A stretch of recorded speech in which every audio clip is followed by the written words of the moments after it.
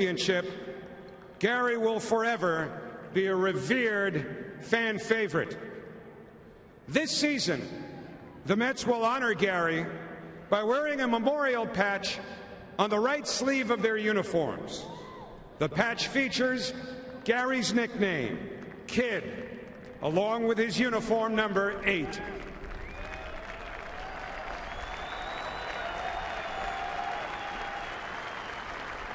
Gary Carter loved the game of baseball and dedicated himself to helping others.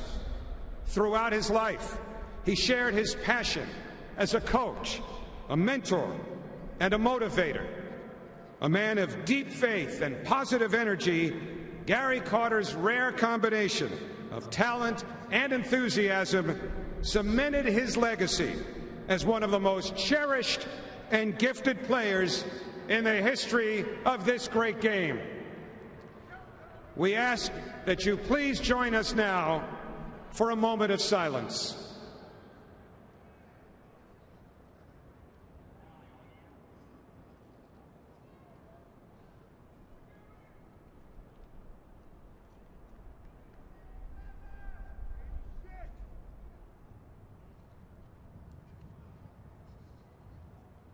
Thank you. Ladies and gentlemen, please welcome Gary Carter's wife, Sandy, and their children, Christy, Kimmy, and Douglas, here to unveil a commemorative logo on the outfield fence in honor of their husband and father, Hall of Fame catcher, and all-time beloved Met, Gary Carter.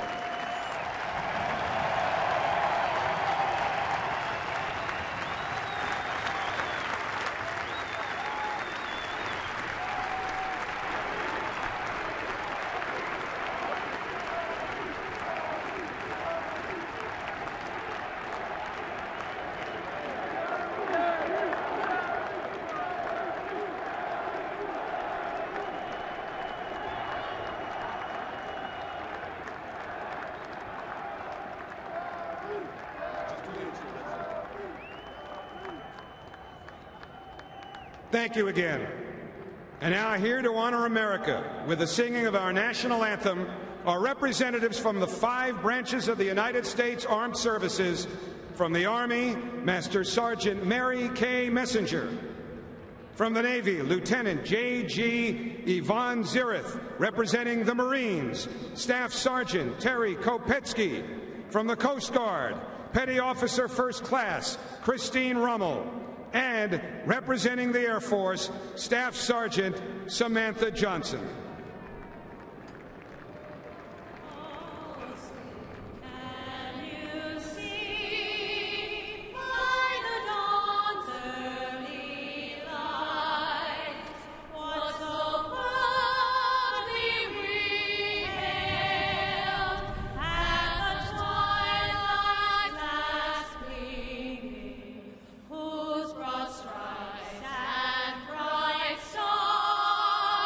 Through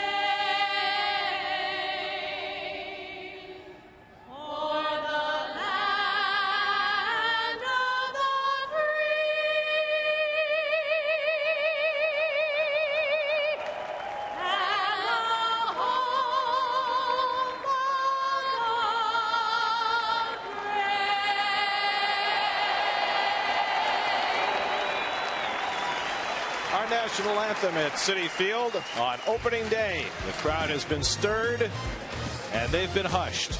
Lots to remember, lots to look forward to. Opening day coming up.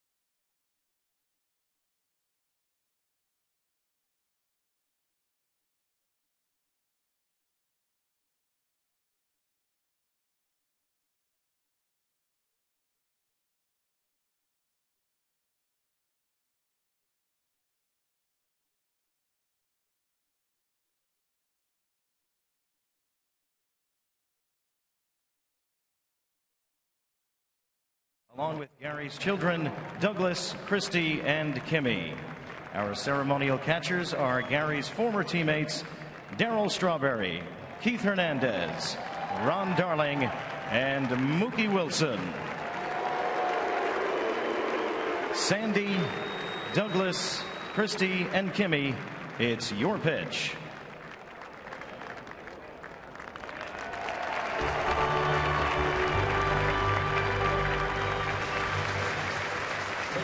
A fitting way for this new season to begin. Celebration of a great baseball hero and an unforgettable human being gone far too soon, as the Mets try to use the inspiration brought by Kidd to a championship team in '86 to begin a new season in 2012. Baseball coming right up.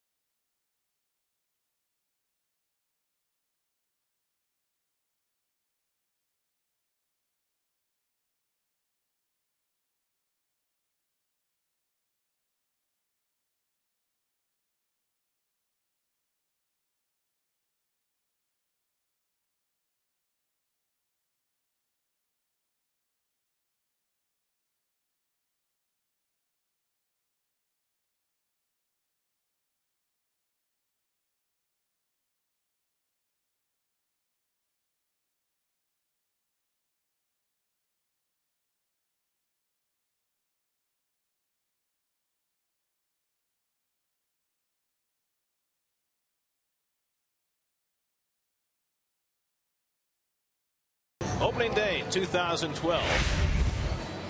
Bright and sunny. Citi Field, big crowd.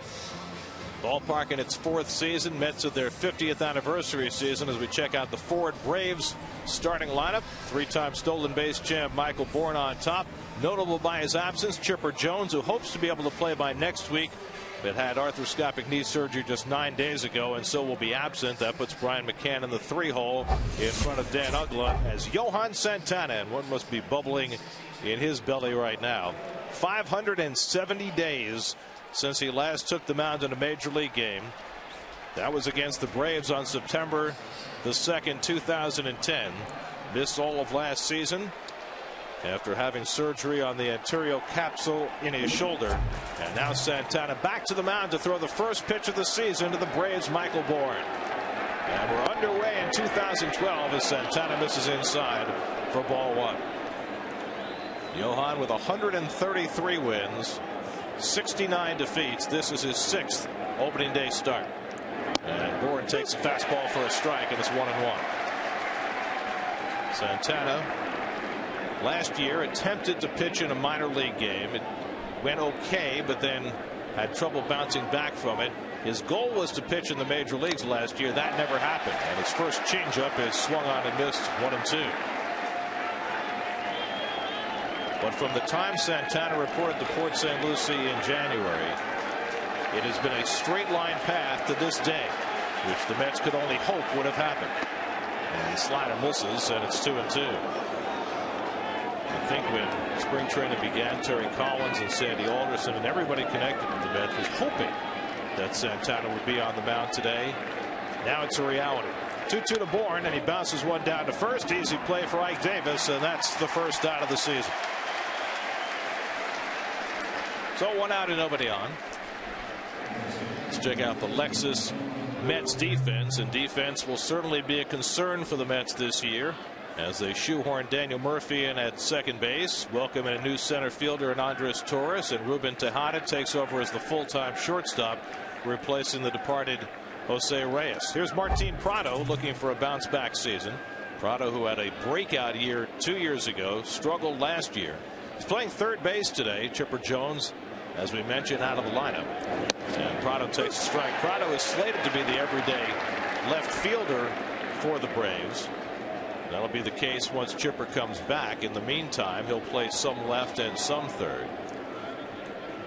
The 0-1 from Santana, fastball for a strike, and Santana consistently hitting 88, 89 on the gun early. His velocity has been kind of all over the place in spring training. At some points in the 85, 86 range, a couple of times along the way up to 91, 92. A ball and 2 strikes to Prado, but Santana is such a craftsman and such an incredible competitor.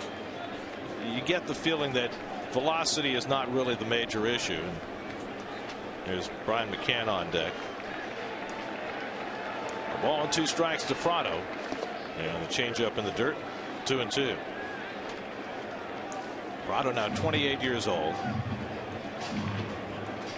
Part of an Atlanta team that is looking for some redemption this year after letting a 10.5 game wild card lead get away with 5 weeks to go last season. 2-2. Hit off the middle and a base hit for Prado, and the Braves have the first base runner of the game. So 1 out and 1 on. Brian McCann coming up, and Keith and Ron are back from downstairs where they were a part of the first pitch ceremony, catching tosses from the Carter family. Very nice. Very nice ceremony and appropriate. Very nicely done by the New York Met organization. I think the kid 8 in left center field looks pretty bueno, doesn't it? Here's Brian McCann with 1 out and 1 on. And he hits it in the air to right field. And Lucas Duda gets his first chance as he retreats in front of the newly foreshortened fence onto the warning track to grab it for the second out. It will certainly be a large topic of conversation early in this season. Those new shorter fences, both in left field and in right field. The Great Wall of Flushing has been taken out of play. Just an 8-foot fence instead of 16. The distance to the fence about 12 feet shorter in some places than it was in the cavernous configurations that ruled Citi Field for its first 3 years. Well, I think what Ronnie said, it's going to affect positively the hitters, and the pitchers are going to have to deal with the shorter fences. Here's Dan Uggla with 2 out and a runner aboard.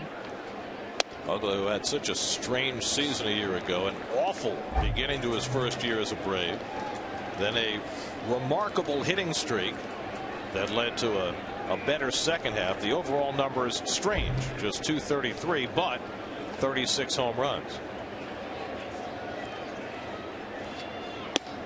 And an off-speed pitch for a strike, and Mets did not have a workout day here, so this morning, for the first time, as all the Mets wore their Gary Carter tribute batting practice jerseys, everybody got a look at just how the ball is going to come off these new fences.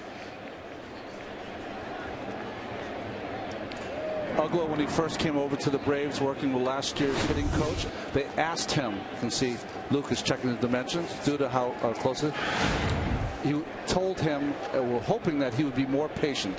He changed completely this spring training. He said, the first good fastball I hit, seeing the count, I'm going to hit it. And he had 7 spring training home runs. He had a great spring. along with Freddie Freeman.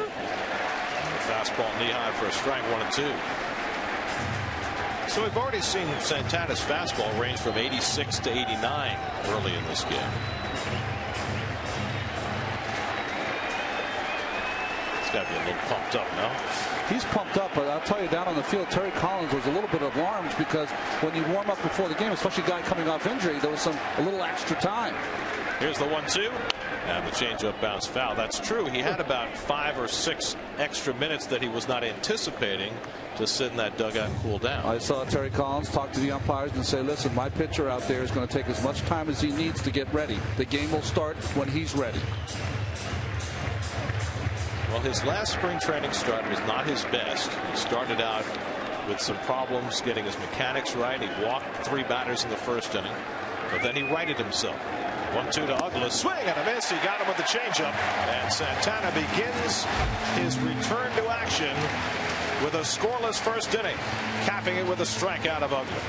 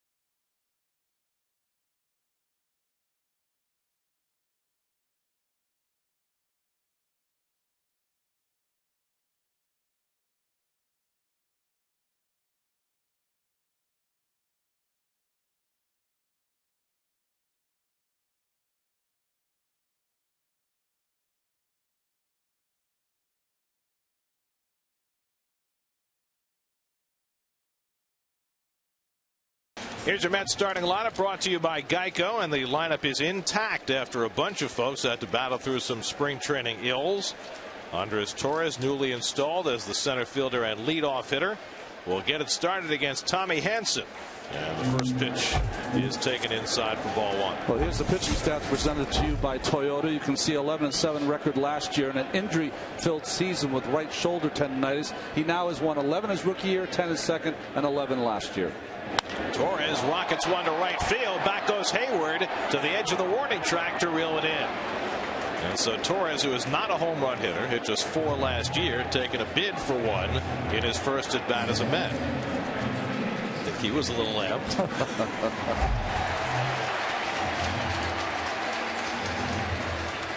So 1 out and nobody on. Here's Daniel Murphy. Murphy had a terrific spring with the bat. Hit .338 during spring training, picking up right where he left off last year when he hurt his knee in early August and had to miss the remainder of the season. Batted .320 a year ago. Well, he's hitting in the 2-hole this year, and he's going to, I think we saw in spring training with Terry Collins a lot of hitting and running, try to manufacture, make things happen with this ball club at the top of the order. And Murphy's a good hit and run guy. A fastball strike, 1-1. Got David Wright hitting behind him, and Ike Davis in the cleanup spot. Terry Collins now in his second year as Mets skipper. One thing that he did last year, which was tremendous, was to changed the culture in that clubhouse. This became a team that scrapped for every inning of every game. And there was a reason that Terry got emotional at the end of last season about the way his team played. Breaking ball from Hansen, driven toward the gap in left center, and Murphy's got an extra base hit. So the Mets' first hit of the season is an opposite field double for Daniel Murphy. Oh, that's always a good feeling right there. Hanging curveball right here, up, out over the plate, right into Daniel, right in his wheelhouse where he likes it. And he uses the whole field. We've seen enough of Daniel. We know that he sprays the ball. I should say drives the ball. I hate that word. He is not a spray hitter. He just uses the whole field. Well, now here's David Wright. And much of the hoopla regarding the shortened fences is centered on what impact it's going to have on David, whose home run numbers are down significantly since the Mets left Shea Stadium. Hit 29 2 years ago. Last year he missed 2 months and hit 14. Take a quick look at the Coors Light Braves defense. To me, the important thing, Bourne, we know all about Bourne. He's a great fielder out there. But Martin Prado over here at third base, how's that going to affect him? That's really his natural position. He was moved into left field last year, but with the injury to Chipper Jones, he's back to a very comfortable position, and he had great numbers 2 years ago. He kind of fell off last year. Chipper's hoping it's only going to be for a week. Ball and a strike. He's talking about being back by early next week. Houston, before he was supposed to be back for their home opener, but might be ready sooner. David's now 29 years old, the longest tenured Met. Came up in 2004. He had been outflanked by Reyes, who's now a Marlin. Hit in the air to shallow right, and Jason Hayward settles. And that's the second out. Murphy holds at second. Well, that was a fastball meant to be inside and had a lot of plate. He's just got a little bit in on David. Now Ike Davis, who, Keith's theory is that you need to finish spring training strong your last few games. I would say that Ike finished spring training awfully strong. Yes, even when he didn't get hits, he had good at-bats. Remember, you notice the last 3 or 4 games, he was struck out a lot on that backdoor slider on the outside corner from right-handers. Let's see if he's made the adjustment early here. Homered in each of his last 3 games of spring training. Once against the Tigers and twice against the Yankees. And he rips one down the right field line. And that's a foul ball. Just barely missed an extra base hit that would have driven in a run. Just a little out in front here in the breaking ball, and it just, well, around a 4th and 1 there. Didn't need the sticks there.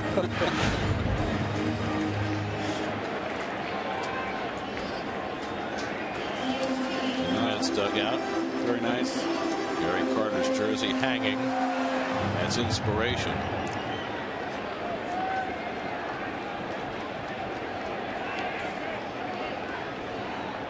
Murphy at second and 2 down.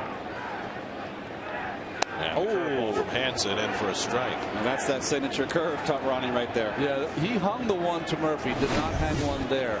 Back door on the corner. This is one to take. You don't want to swing at that. 2 strikes you got to protect. That's not a hitter's pitch. Now Davidson a 2-strike hole and another curve. This one just misses. Hansen missed the last 7 weeks last year. A slight tear in the rotator cuff. And they've changed his mechanics a little bit, but he still has that hesitation in his delivery. He wraps the baseball. Whenever you wrap the baseball, you're going to put a little more strain on your right shoulder. Goes right back to the breaking ball. 2-2. Well, there's 3 curveballs on the outside corner, Ronnie. Well, it's interesting. The scouts go to spring training, don't they? Yep. And they told Mr. Hansen that's the pitch he's taking. By the way, you throw it too many times, he'll drive it over the left field fence. That's a fact. 2-2. And another breaking ball, and McCann holds the foul tip, or did he? The third base umpire says no. Jerry Davis, the home plate umpire, I think was ready to punch Davis out, but Vic Carapazza, the young third base umpire, said the ball was not caught cleanly. I think it's the right call. Yep. And, you know, give the veteran Jerry Davis a lot of credit. Instead of punching out Ike, he went right to his brethren at third base who made the right call. There you go. Murph's on top of it. The future is umpire. He's got the signals and everything. So Ike gets another crack at it. And another breaking ball. This one he fouls off. That's 6 straight curveballs thrown by Hansen. And here's your Coors Light freeze cam looking at that ball, not quite getting cleanly into McCann's mitt.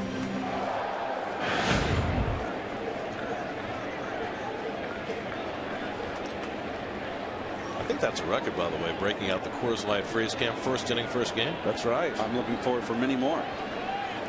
Johan hoping for a run. 7th pitch coming from Hansen and Davis, and Ike goes down swinging on the breaking ball. McCann will make the toss. Inning over. So Hansen, bound and determined to get Davis out with curves, stayed right with it. No score after 1.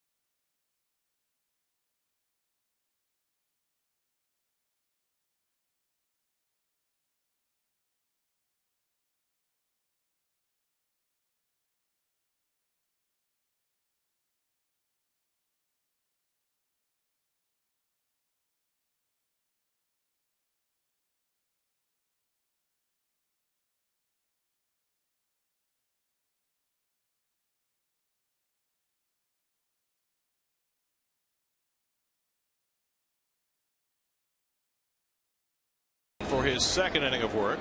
And Freddie Freeman will lead things off for Atlanta. Freeman looked spectacular during spring training this year. We saw him hit 2 home runs in a game against the Mets. And for a Braves team that was quite offensively challenged this year, Freeman has to play a big role for them this season. Well, he had a great rookie season, lost the Rookie of the Year to his teammate out of the bullpen, Craig Kimbrell. But boy, what a year he had. I love his approach. He uses the whole field. It goes the opposite way with power. Has a good eye at the plate. I think you got to pitch him upstairs. He's got a classic left-hand low ball hitter. You throw him downstairs, you're playing with fire. Just 22 years old. And Santana keeping the ball inside to him. And falls behind 3-1.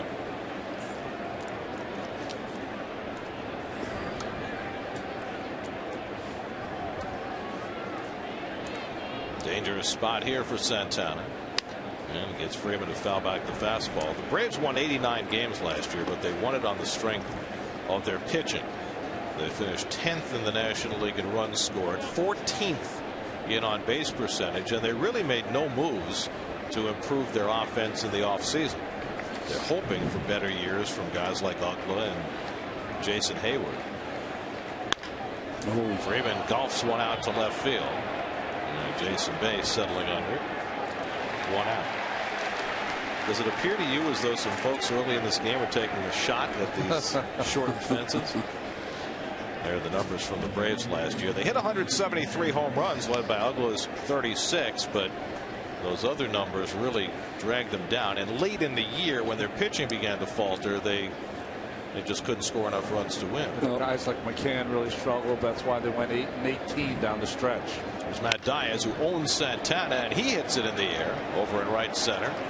And Torres and Duda having trouble communicating, and Duda recovers in time.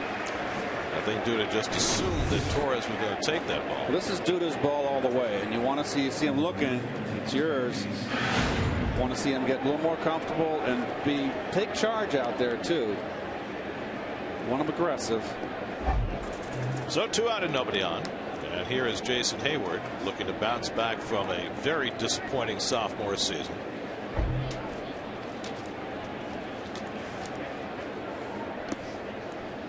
This is Hayward's 3rd opening day game. He's homered in each of his first 2 opening day games.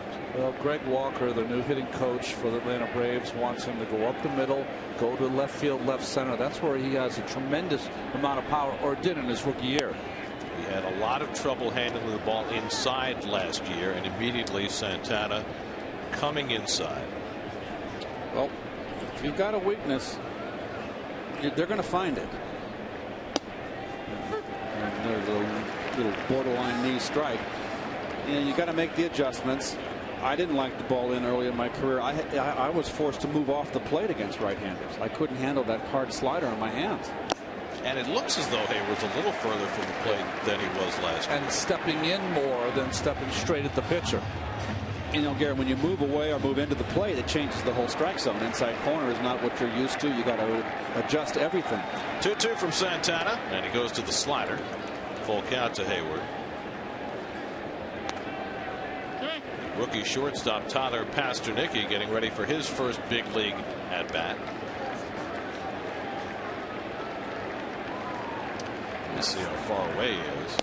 He got him. Santana strikes out Hayward. 1, 2, 3 innings. Second strikeout for Santana.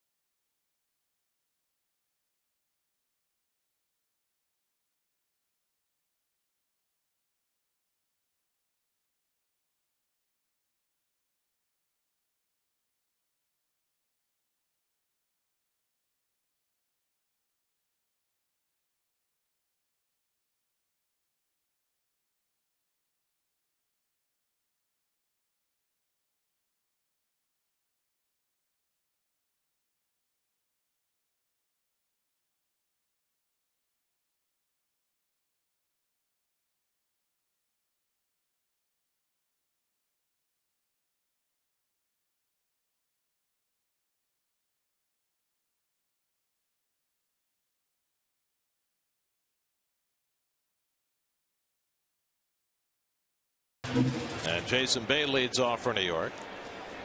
Jason starting his 3rd year as a Met and trying to shake off memories of the first 2.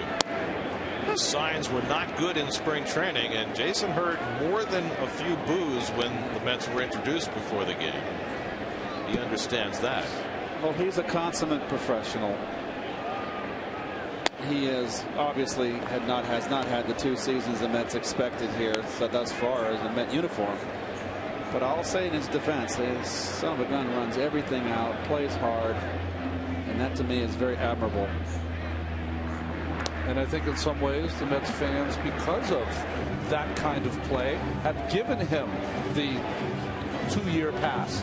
That pass is gone. I think that's absolutely true. There comes a point where being a great guy and hustling just isn't enough, especially when you got a 4-year contract for big money and people expect a whole lot more. So the question is it still in him, if not to put up the kind of numbers he did in Pittsburgh and Boston, at least to be some approximation of that player? He struggled in spring training. You take a look at Lucas Duda in the on-deck circle. He had a terrific spring. Now Hansen with a 2-2 to Bay, and a bouncing ball to short. Pasternicki with his first chance, and he gets Bay for the first out. New York Mets baseball on SNY is brought to you by Burger King, by Cadillac, by AT&T Rethink Possible, by Parts Authority Auto Parts Superstores, where the answer is always yes, by Budweiser, and Citi, preferred card of the Mets.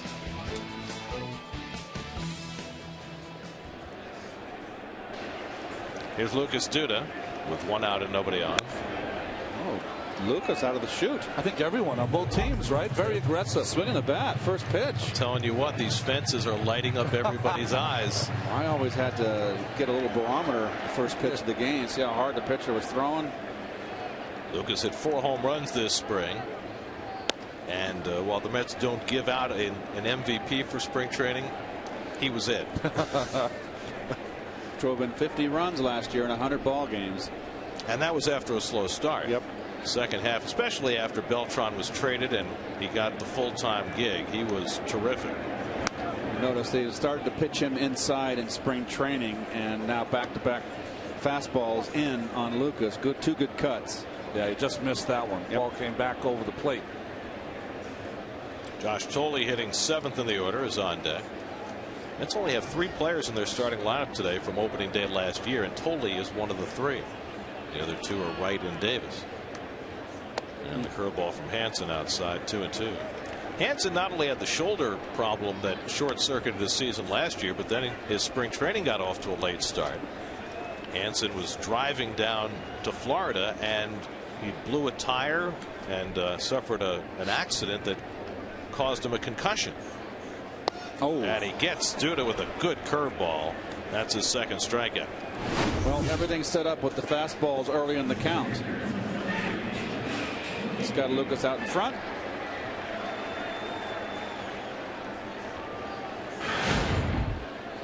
So 2 out and nobody on. And now Josh Thole.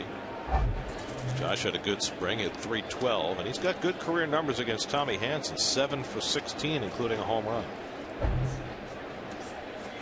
Josh is a contact hitter. And they are playing him very shallow and demonstratively toward left field. You can see right there, that is way over down the line and shallow. Center field too, Michael Bourne. And he hits it that way, chasing Diaz back a couple of strides, and that retires the side. So Hansen sets the Mets down 1-2-3 in the second. After 2, Santana back to the mound. No score at Citi Field.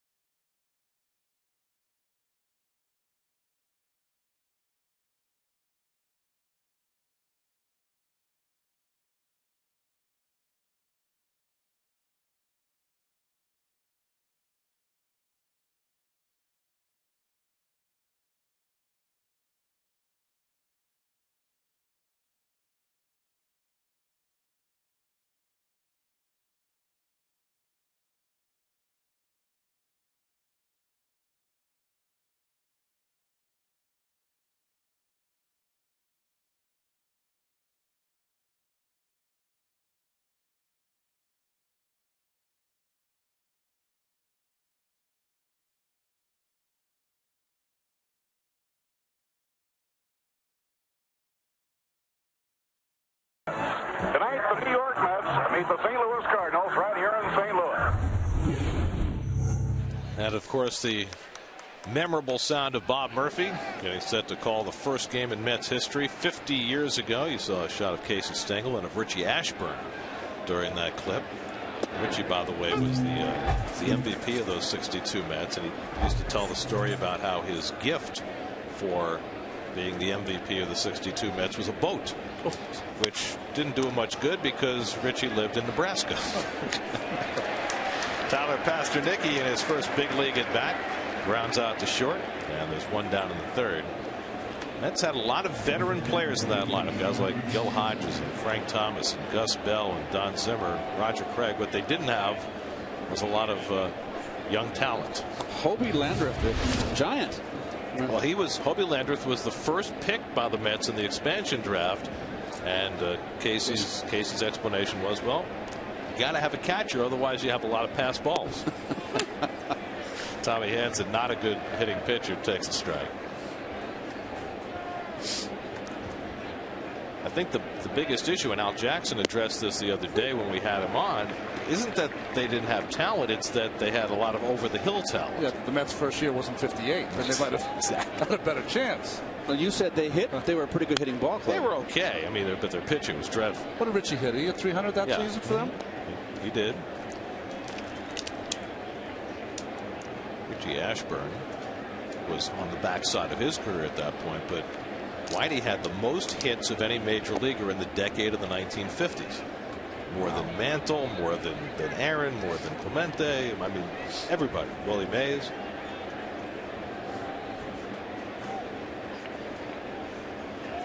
One and two to Hansen, who hit 051 last year.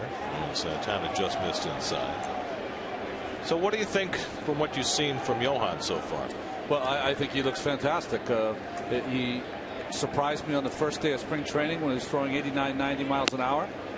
He has gone to the well and has added a few miles an hour when he needed it.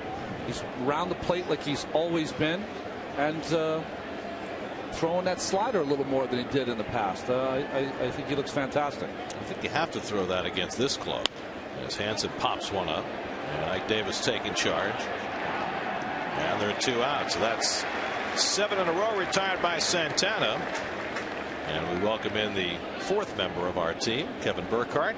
Kevin, happy opening day. You two guys all looking dapper today, I might add. You know, Ronnie, you're talking about Johan, how he looks. Obviously, teammates happy that he's back. But, you know, it's interesting. You go around the clubhouse at the end of spring training and you ask guys, and they give you an answer. Of course, they're happy. But then the camera turns off. And, oh, man, it is huge. It's that type of thing. I mean, he represents a lot of things about this team. Leadership, fun, you know, just health, which this team hasn't had. And guys really respect that he's out there. There's no question about it. I talked to Johan. I was joking around with him, asked him if he had memorized any of the handshakes that he does pre-start. He said no. He said, you know what, I'm just happy to be out there. I'm happy to be back. You could tell. He said, I'm happy to be doing the drills and go out and have fun in this game, which is all about. And he has that perfect line, doesn't he, guys? He knows when to compete. He knows when to have a little fun. And I think this team missed that a little bit. Well, he just makes everybody else better. Yeah. Just by his presence. If you're a young pitcher, just follow him around. I mean, he's the epitome of a professional, a winning player. He's already had where they want to go without pitching this year. 1-2 to Bourne is low and away. I mean, the Mets had that in Pedro Martinez, and it was unfortunate that Pedro did not take the mound as often for the Mets as they had hoped he would. And now Santana's got these 2 years left on his deal, and they're hoping to have a healthy Santana for 2012 and 2013. It would make all the difference in the world. 2-2. Bourne fists one foul. You know, guys, also talking to Johan, he, you know, said, look, he was clearly happy to be starting on opening day, but he said, you know, this is the first step. This is not the ultimate goal. The ultimate goal is to stay healthy the entire season, but you know, he almost felt like he got near the top of the mountain just by getting to this point. Well, he's climbed a large one already.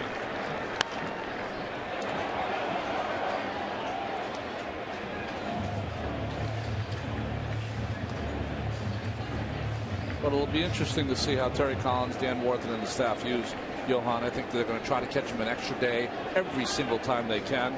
Off day, maybe push him back another day to get him to 6 days. They'll do everything to make sure he gets more rest than he's ever got in his career. Again, the 2-2 and the slider hit out to left field. Jason Bay playing shallow is there.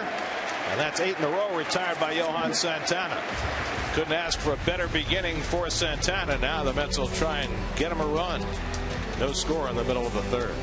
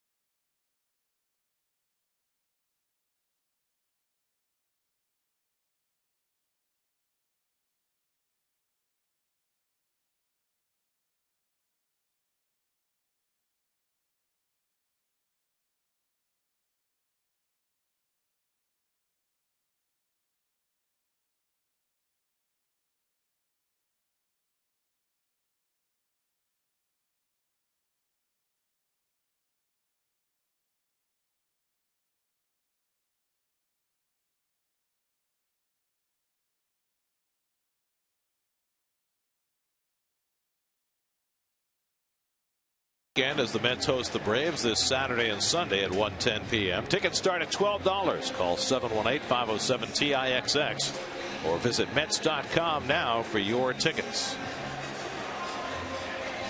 Ruben Tejada leads off for New York as we go to the bottom of the third. Tejada just 22 years old. Had some 328 at bats last year and now gets a chance to play every day. Yeah, nice year last year. He really made great strides after his initial 2010 maiden season and hit 213. He really came a long way. Nice 284 BA last year. And I think it's a good thing that Andres Torres was ready to go opening day, because it's hard enough now for Tejada to step into this full-time role without the added burden of being the leadoff hitter.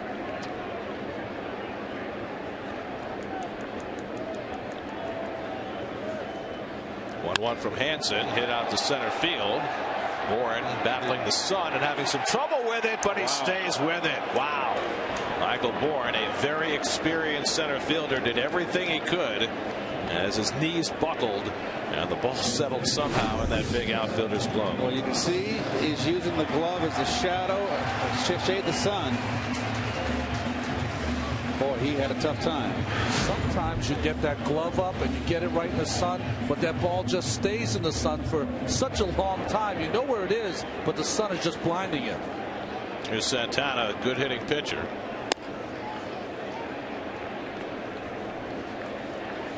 Johan, lifetime 174 hitter, and very much enjoys swinging the bat and running the bases.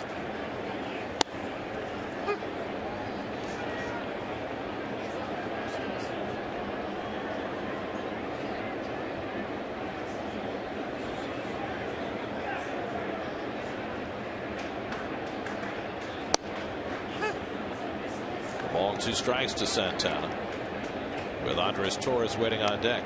Ron, you mentioned earlier in the game, before the game, that Jerry Davis was a small strike zone. He's really calling that borderline low strike. Pitch, yeah. Which is fine. Nice slider there. Oh my goodness. So Hansen has his third strikeout. SNY's Super Slow Motion is brought to you by Mercedes-Benz Tri-State Dealers. Visit them on the web at searchmercedes.com. I don't think I've ever seen a man take off his gloves in super slow motion before. Gee. Keith never had that problem. No, I didn't need a glove. Here's Andres Torres, and he takes ball one. I was watching the game last night, the Marlins Cardinals games, and I'm trying to remember who it was, but there was a hitter wearing one glove, and I hadn't seen that in, I don't know, since the 70s. Well, I saw today that you can catch with a right-handed glove, Keith, today.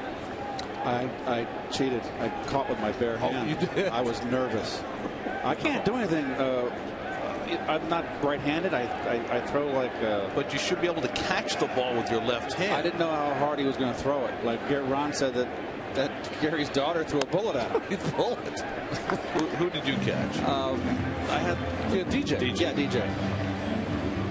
And he threw me a nice. I was able to. You caught it with your bare hand. But I certainly didn't want to drop it. Embarrassing. In front of 50,000 people. Embarrassing. There was a nice sight also. Keith and I haven't seen him in many years. Gary's brother Gordy was there. Yes.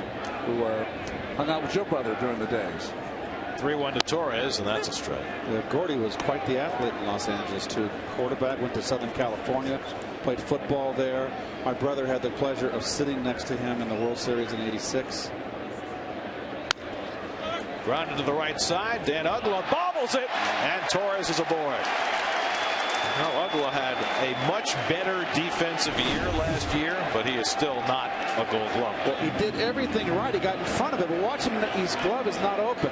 He gets his glove down late, and that's just too much motion.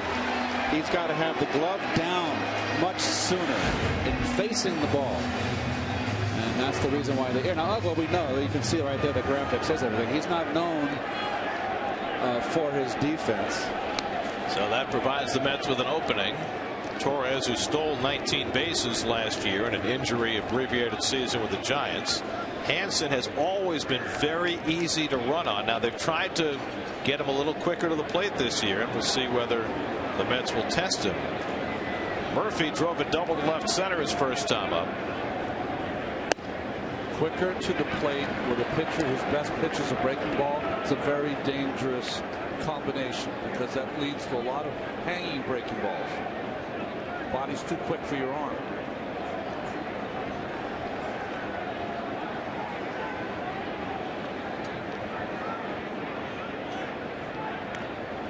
And really it's the combination of Hansen slow to the plate, and McCann for his entire career has not thrown out many base runners, around the 20% mark. Torres had the calf injury that felled him for about 2 weeks near the end of spring training. Oh, he gets a big lead, and he's picked off. Took the extra half step, and Hansen nailed him. And that ends the inning. So the Mets get a break on the Uggla error. Hansen makes up for it by picking off Torres. No score after 3.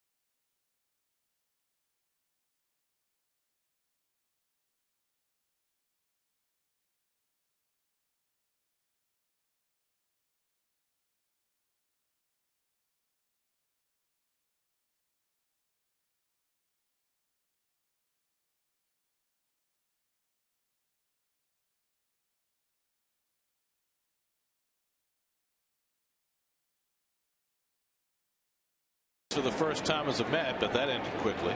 Did he tag him? Yeah, maybe not.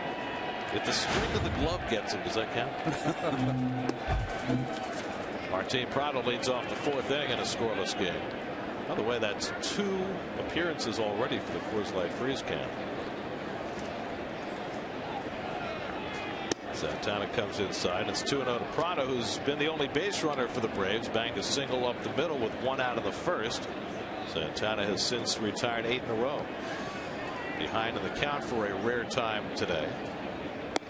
And gets a strike. Brian McCann on deck, then Dan Uggla. Santana's last start came against the Braves. That was September of 2010. Tommy Hansen's last start came against the Mets right here in early August last year. Gave up 7 earned runs. Drive to left. Bay retreating, and he's there to grab it. 1 out. Well, it doesn't seem like the ball is carrying today at all, huh? It's April, and you know, April here, generally the ball does not carry well. Today at 5, Jonas Schwartz and Joe Beningo will have a complete breakdown of today's Mets-Braves opening day matchup with post-game interviews and insider info on Daily News Live, presented by Citi, today at 5 on SNY. 1 out. Here's Brian McCann, who flied one to the warning track and right his first time up. And he takes a strike. How about Santana? He's in a nice little groove right now. By the way, he's pretty good. You think? .658 winning percentage for his career, 2nd among active pitchers, only to Roy Halladay. So they're playing a big pull over there. Murphy deep in the outfield, but not an overshift, which we've seen in the past against McCann. I mean, we've seen the Mets play 3 infielders on the right side. I don't like that.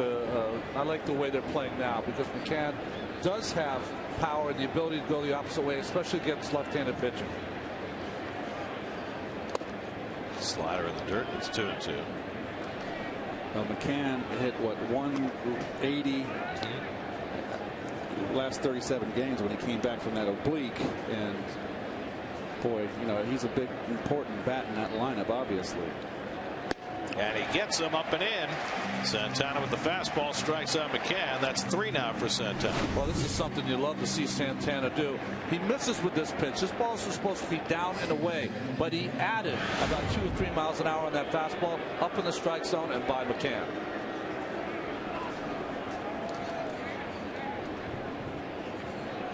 So 2 out and nobody on.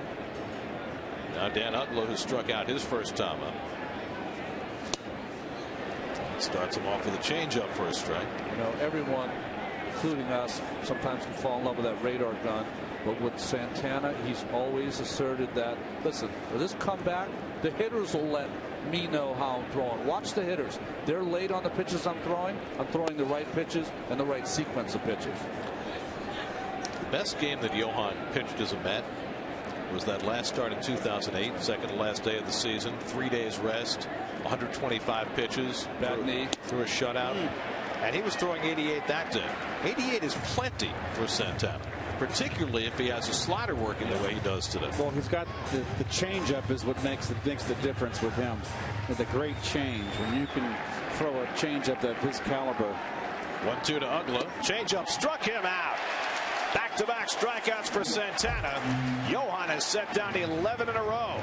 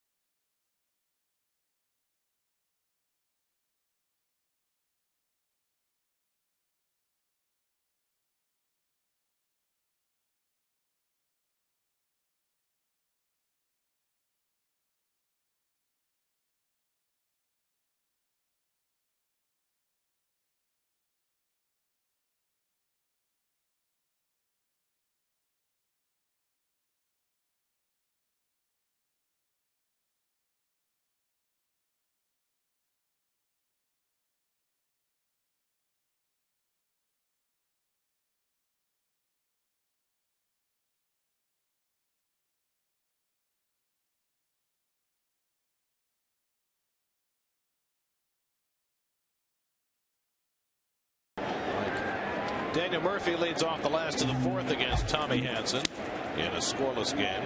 Murphy was at the plate when Torres was picked off to end the third. Murphy has the Mets' only hit, a double to left center in the opening inning.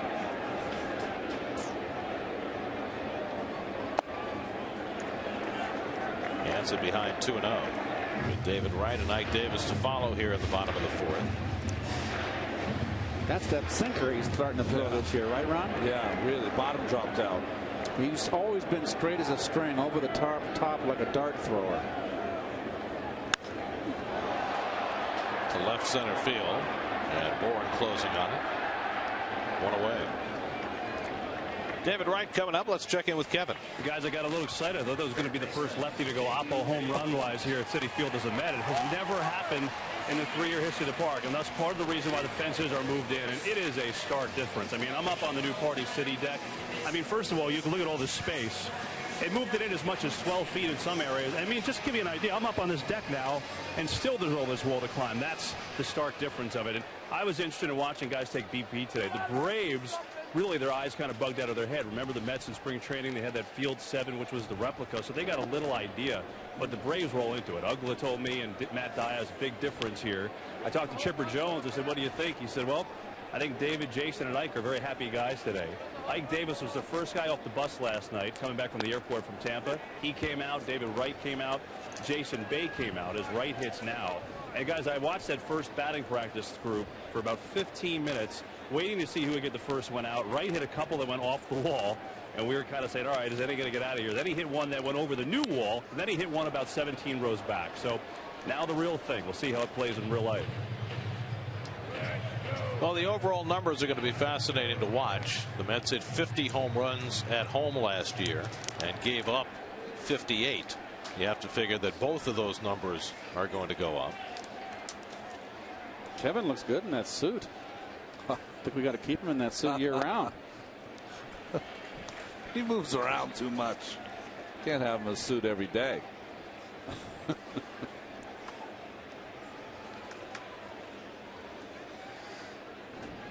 David flied to right his first time up. Hanson goes low and away in a full count. Interesting, he stayed away from David with this entire bat. That was a setup pitch. He wanted to make that perfect. If he wasn't perfect, it was going to miss away. Wouldn't be surprised with a 3-2 breaking ball here. Ike Davis waiting on deck. Hanson only had 50 pitches, working with one out in the fourth. And he misses outside, ball 4. First walk given up by Hanson, and the Mets have a 1-out base runner for Davis. Hitting the road, take the Mets with you this season. Subscribe to MLB.tv today to see every Mets out-of-market game live online and on your favorite devices in HD quality. Visit Mets.com to order and get more details. MLB.tv, baseball everywhere. All right, last at bat. 7 straight breaking balls to strike out Ike Davis. Let's see how he goes after him this time. Right on at first. 13 steals last year, and Davis late on the sinker. Well, that was slider. It was kind of a ball that faded away a little bit. It was a fastball, but it was not his best fastball. And Ike was a little tardy on it. I think he was looking first pitch breaking ball after that last at bat. Maybe. Tommy Hanson was playing catch with Chris Medlin and was in the bullpen for the Braves. They were tinkering with a 2-seam fastball that sinks away. He's trying to use that to get some ground balls in these kind of situations and to limit his pitch count, which has always been a problem in his young career. Well, he's a strikeout guy too. You know, this is a strikeout staff. A lot of guys with the starting rotation, bullpen aside, that strike out people. It's a very young staff with Tim Hudson on the sidelines. That curve balloons out of control, 1-1. Hudson would normally be the opening day starter, but just began pitching in games right at the end of spring training, coming back from back surgery, and they hope to have him back in early May. So the first 4 starters for the Braves are all 26 and under. Now they added some age in the bullpen late in spring training when they signed Livan Hernandez. Curveball drops in for a strike, and it's 1-2. Wow. That's one to take too.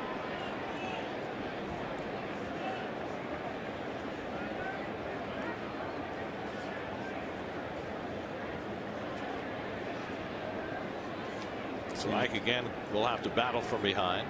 The old breaking ball again.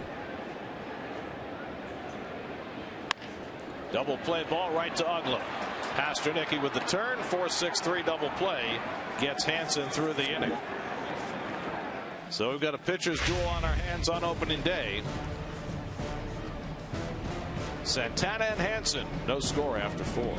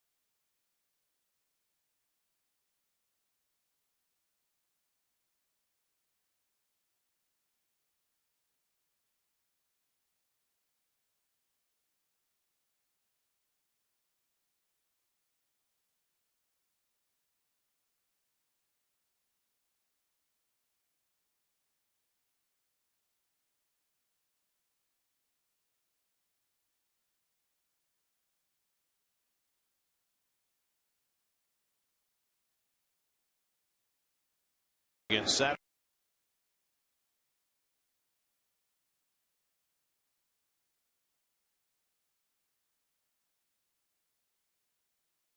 Santana's first offering, 0-1. Freeman flied to left his first time up. Freeman last year hit .282, 21 home runs, 76 RBI. The only thing I see here, at 142 strikeouts. You think that guy like him with his swing, he wouldn't strike out that much. It's very interesting. He uses a extremely short bat. He chokes up, which you never see today. And you're right, Keith. He does have about as short a stroke as you're going to see. 0-2 from Santana, and he goes away with it. Gets the half swing, but he stopped it in time. Vic Carapazza with the call, and it's 1-2. It'll be Freeman, then Matt Diaz, and Jason Hayward for the Braves in the 5th. Well, Freeman hits lefties well, and he stays in. And anybody that hits lefties well, you have to stay in. You can't fly off. I'd just like to see some of the Mets pitchers pop him like up and in, Keith. You know, I think he has a hole there, if he has a hole at all. Nice numbers by Santana. Now the 1-2 struck him out. Went away with the fastball. That's 12 in a row for Santana, and he's fanned the last 3. Belt high, outside corner. Oh, he did not have a chance on that one. Well, he's back, and he's back in spectacular form so far. 1 out in the 5th. Here's Matt Diaz, who has tremendous career numbers against Santana. Coming into the day, 16 for 32. It's 500. Flied out to right his first time up, and it takes low and away for ball 1. I make the argument, you have to find out. Anyone over 30 at bats, no one has that 500 average. That's why Diaz is in the lineup today. Drives this one to right center field. Duda back in the gap, won't get there, and it's up against the Xerox sign. Diaz pulls into second base, and he's back to 500 against Santana. A 1-out double.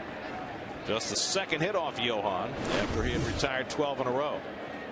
Well, fastball just got outside corner, outer half, too much and up. Diaz just has an idea up there. You know, he's not a pretty swinger, but he gets the job done. That's amazing about when you get great numbers like that. Part of it is your talent, but sometimes it's part. Santana hasn't thrown a bad pitch in about 3 innings. He makes one bad pitch up and over the plate, and it's to Diaz. It's got to be something psychological about that, doesn't it? I guess. So a runner at second with 1 out. Here's Hayward, who struck out his first time up. One of 4 lefty swingers in the lineup for the Braves. And he pops it up. They coming charging. Tejada, I don't think ever saw it. And so it's Bay's ball all the way, and there are 2 out. I don't think Ruben ever saw that ball coming off the bat. And so Bay realized it immediately and came sprinting in. He sees it, but he's having a little difficult. Bay had it all the way. I mean, that's his ball. That's just hustle. It's the easier play for the outfielder coming in than the infielder going back. So 2 out. Diaz still at second, and here's the rookie shortstop Tyler Pasternicki. His dad played briefly in the big leagues back in the early 80s. Cliff Pasternicki. Just a mere cup of coffee, though. Good player, but his one problem was he's the third baseman for those Royals. Kansas City, right? Yes, early 80s. They had one then. Well, he was acquired from Toronto for Escobar. Yunel Escobar, remember him? The same trade that brought them Alex Gonzalez, whom they have now bypassed. And Pasternicki was in a battle in spring training with another minor league shortstop, Andrelton Simmons, who was trying to make the jump from Single A and looked like he might win the job until Pasternicki really came alive the last couple of weeks.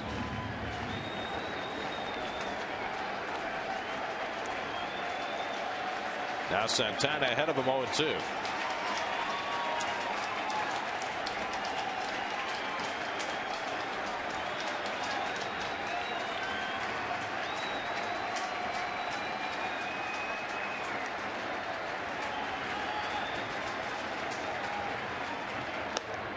Changeup gets away from him, 1-2. He was set up for that change too. I mean, just throw one in the dirt and see if the young anxious hitter go fish for it.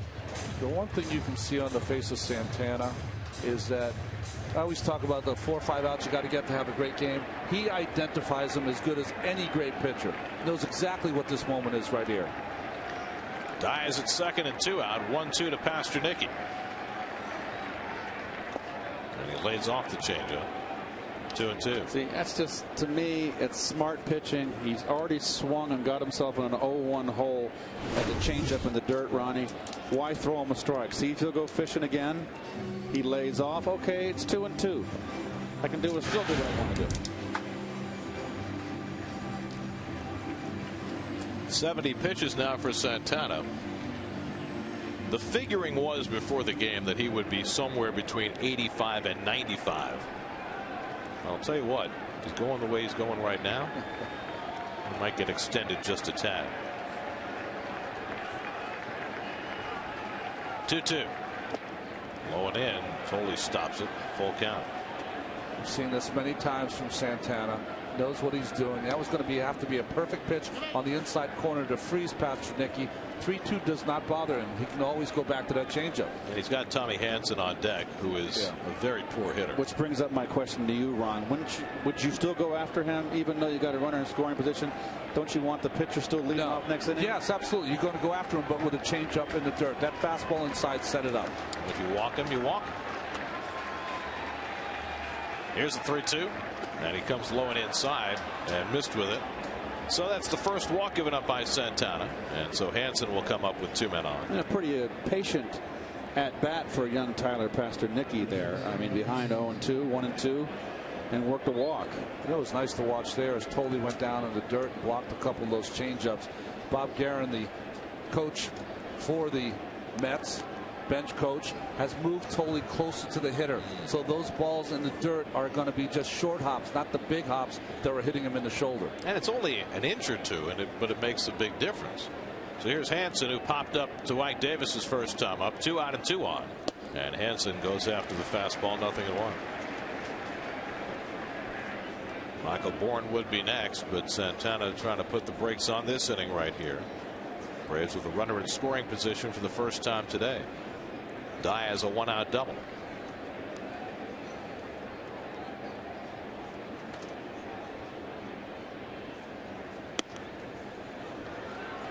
A ball and a strike to Hansen.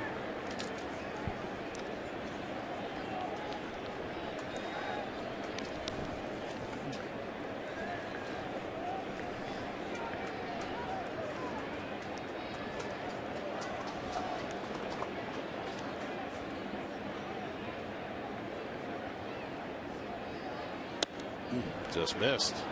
2 balls and a strike. Santana wanted that call from Jerry Davis. Fifth in.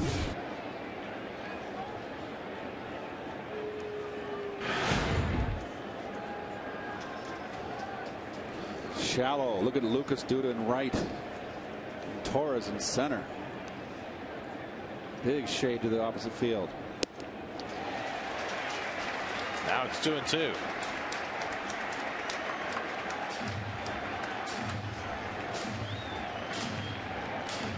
Diaz at second, Pasternicki at first with 2 out.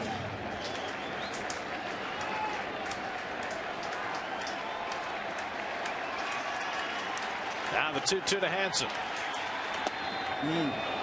All 3.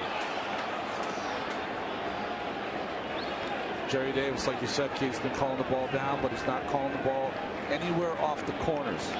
He's got to catch the entire plate. It's a nice view behind Murph. I love this camera angle right here.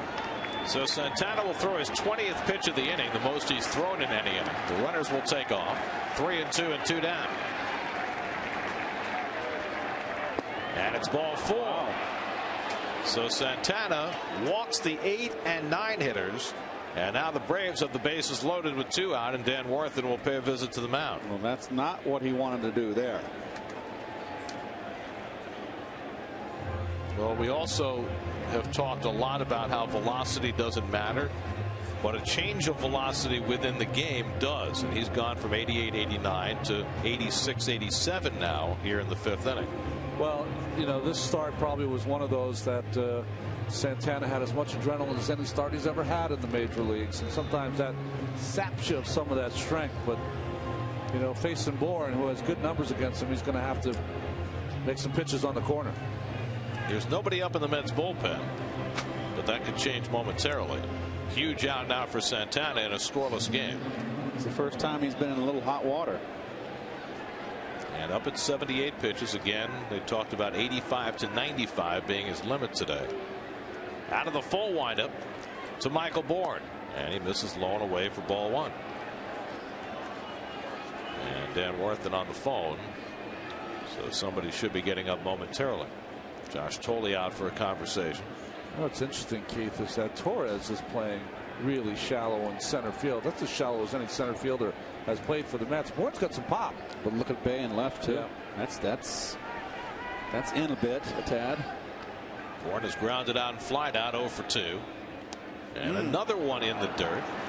And it's 2-0. Well, this is one of those times where you don't have any choice. Fastball gets a fastball hitter. Diaz at third, Pasternicki at second, Hansen, no jacket on a cool day, is at first. Bobby Parnell, first man up in the Mets bullpen. 2-0 to Bourne, and he fouled it back, so he got a fastball to hit. And he put it right down the middle too, and down, and Bourne had a cut. This is a pitch to hit, Ron. Sometimes when you pitch in this game and the hitter has the entire advantage, you don't think about corners, you just think about down.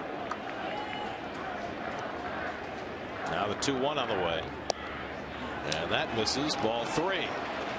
So Santana, who's walked the last 2 hitters, now in danger of forcing a run. And Parnell getting ready in a hurry. 11 of the last 14 pitches have been out of the strike zone. 3-1. In for a strike. Full count. You see, as a hitter here, where a base hit beats you in a tight ball game, lefty. Pitcher's behind, not throwing a strike. Look on the outside corner. He's going to try to get that outside corner strike. Everybody moves. 3-2. Back to Santana. High throw Ike pulls it down, and Santana gets himself out of big-time trouble in the 5th inning. Comes back to get Bourne and keep it scoreless.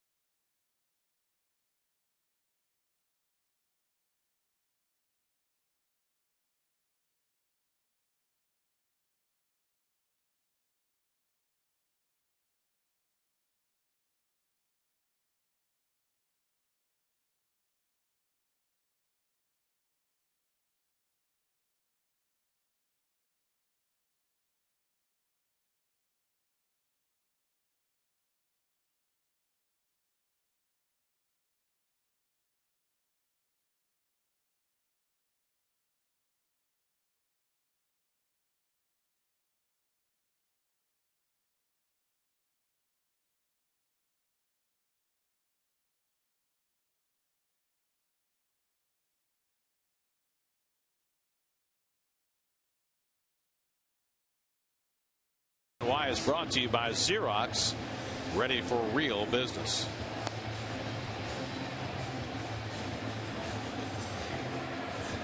Johan Santana getting himself in and then back out of trouble in the 5th inning. 84 pitches deep now. Action continues in the Mets bullpen, so Santana's afternoon could be done. Ramon Ramirez gets up now. Santana's also due to bat 5th in this inning if the Mets can get it that far. Bay, Duda, and Tolley will try and get it started against Tommy Hanson, who thus far has allowed only 1 hit. Bay bounced out to short his first time up. And he grounds another one to the left side. Prado retreating. Nice one play. Pitch, 1 out. Nice play. Played back for the long hop. It scooted on him, didn't it? Prado sure-handed. I think he plays back. Longer hop. Well, took a little bit of a right turn. He could have gotten in front of that ball. So 1 out and nobody on. Now Duda, who struck out his first time up.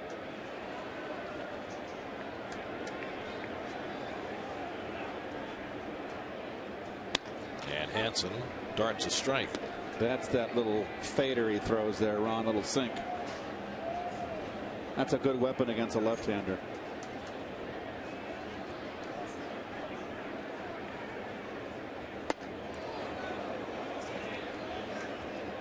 They are going to pound him in and throw him soft stuff away. That's going to be the April for Lucas Duda. Yep.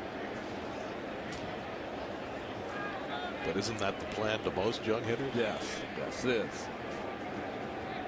Curveball for a strike, and he's had a good one all day. Boy, oh boy. He hung the 1 to Murphy, then Murphy got the double in the first inning, and that's really the only mistake he's made. He likes that backdoor hammer on the left-handers. Here's the 1-2, and he got it on his fist. Fouls it off. That's just good pitching right here. Good sequence of pitching, Ron. Pitches. Josh Tolley waiting on deck. Like the new uniforms? Love them. Back to basics. Pinstripes. Yeah. No black drop shadow.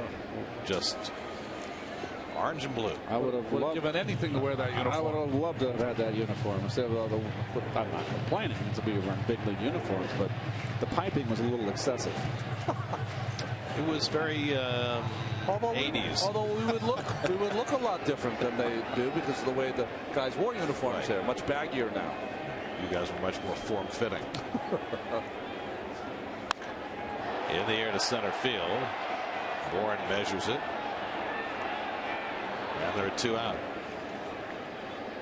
Let's check out the Mets' upcoming schedule presented by Subway. Remember, you can listen to every Mets game on Sports Radio 66 WFAN. Day off tomorrow, day game Saturday and Sunday. Then the Nats are here Monday night, Tuesday night, Wednesday afternoon. Mets play their first road series in Philadelphia next weekend, and then they go to Atlanta. I'll be doing a little grocery shopping tomorrow. Yeah. Need anything in particular? Everything. You should see my refrigerator. You've been home for a couple of days, though. What did you do the first day? Oh, there you go. I loafed. It's one of those where you open the refrigerator and all you see is the jar of maraschino cherries. Hit the other way, and Tolley's got a base hit. So Josh Tolley picks up the Mets' second hit, a 2-out single.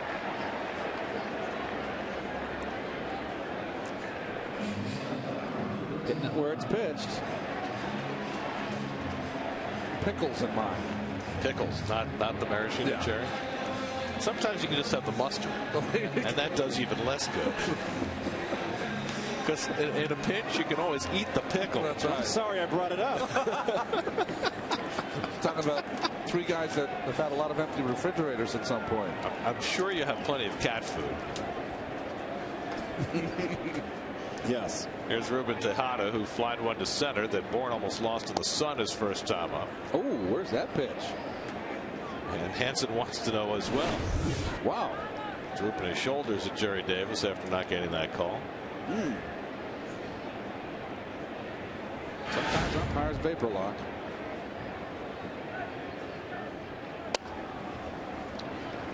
Two 2-0 now. Mike Baxter has come out on deck to bat for Santana if Tejada can keep the inning going. The outfield playing a little bit deeper this time on Ruben. You don't want to give up an extra base hit with 2 outs. Bourne likes to play shallow, but boy, Diaz is way back.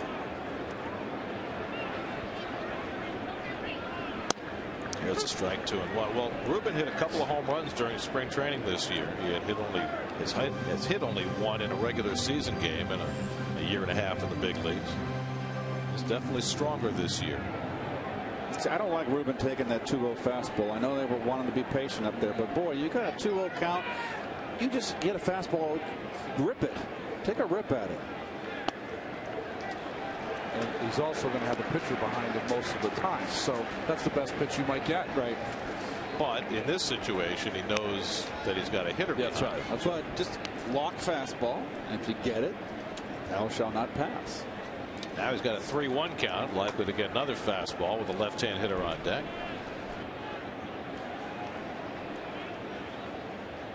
And he lines it foul. I didn't know you had your own commandments, though. What would Keith do?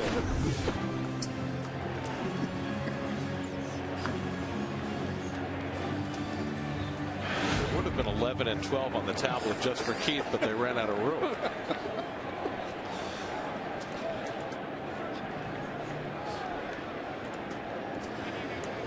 Now a full count, so Tolley will be in motion. Freeman playing behind him at first.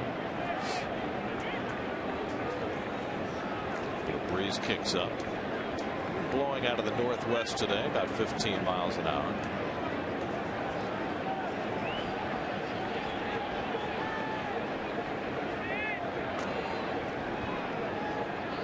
On 3-2, Tejada takes inside and gets away from McCann. Tolley around second will stop right there. So it's a walk to Tejada. The 7 and 8 hitters get aboard with 2 out, and Mike Baxter will come up to bat for Santana and try and give Johan a run and a chance for a win. Well, RJ, you know that you got a pinch hitter coming up and a left-hander. I'm sure he's angry that you walked Tejada. Well, Hansen's having the same kind of inning that Santana just had. Looked like he had locked it up, and just a few errant pitches here and there has put him into trouble. And Mike Baxter, the Queens kid, now has a chance to make quite an entrance. Interesting call here for Terry Collins, because Baxter is the only left-handed bat on his bench. Now you have Justin Turner sitting on the bench, who was very good in RBI situations last year, but I think the other consideration is that so much of the Braves' late inning relief is left-handed. And you know, this is the best at bat Baxter might get here, and it's in the 5th inning. The only problem is Turner has a couple of home runs against Hansen. This could be a one-run ball game too. 1-0 ball game. You got to try to get the run in. So 2 out and 2 on. Baxter the pinch hitter, and the kid for Whitestone takes a first pitch curve for a strike. Baxter beat out Adam Lowen for that backup outfielder left-hand pinch hitter job. And a very consistent spring. Terry liked his short stroke, ability to put the ball in play. But now he's behind 0-2. There's that borderline knee-high pitch right there, and Hansen got the call here. This could have gone either way. Boy, I tell you what, if that's a strike, that's on the black. It's paint. So now Baxter has to protect on 0-2. And Hansen comes right after him and gets him looking. Baxter out on 3 pitches without getting the bat off his shoulder. Santana's day is done. He'll get a no decision. Scoreless game as Ramirez comes in.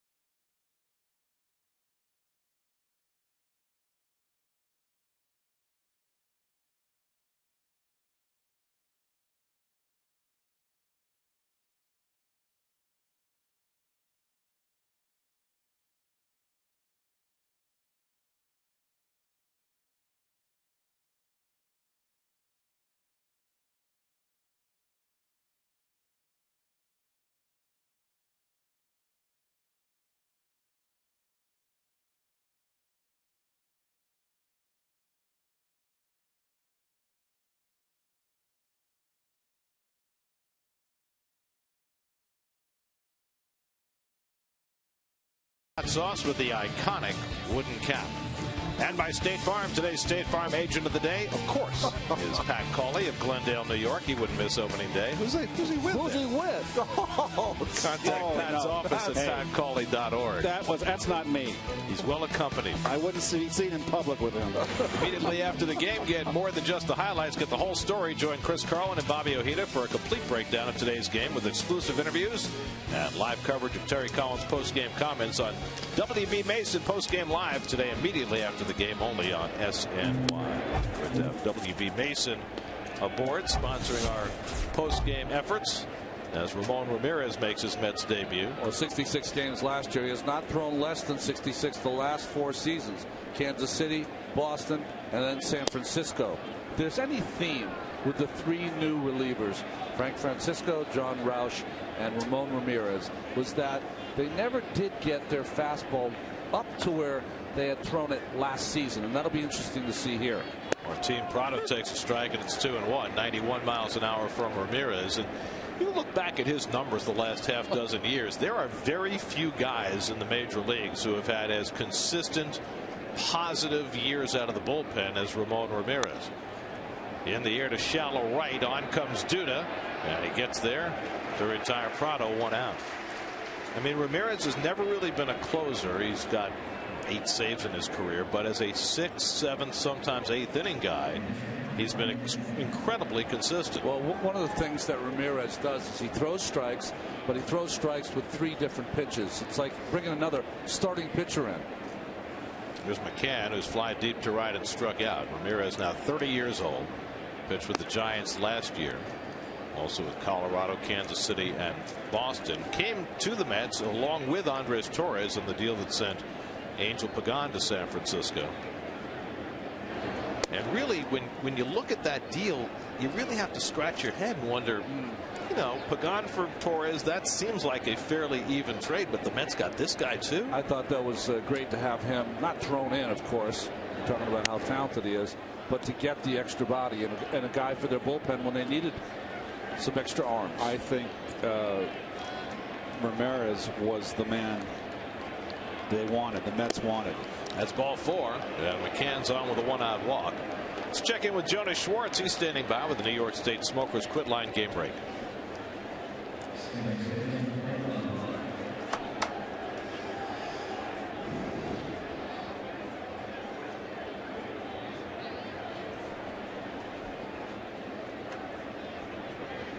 Walker, the Pittsburgh native, making the home fans happy. Well, interesting names like Wigginton are going to dot that Philadelphia lineup because of the injuries. Right side of the infield for the Phillies, Ty Wigginton and Freddie Galvis, just what they drew up, right? Dan Uggla fouls it off. Uggla struck out twice against Santana and his changeup. Well, Johan went 5 innings through 84 pitches and was as good as he could have possibly hoped for in his first start in 570 days. No runs, 2 hits, 2 walks, 5 strikeouts. And now the question is, how will he come out of this start? How will he feel tomorrow and when he throws his bullpen in a couple of days? He'll get an extra day before his next start. Charlie Collins was addressing his team, of course, playing on Wednesday afternoon, opening up here. He said no one is allowed to Citi Field tomorrow. Everyone's got to stay home. Get some rest. Hit sharply toward the middle. Tejada can't get it. And it's a base hit for Uggla. McCann stops at second. And so the Braves have 2 men on. That ball just eluding the grasp of Tejada up the middle. Well, it's a bullet. Good effort.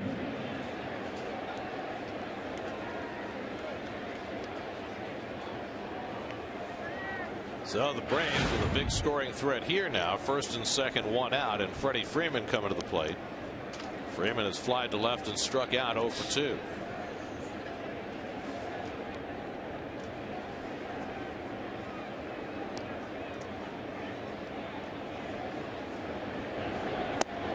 Ramirez goes away with a sinker, 1-0.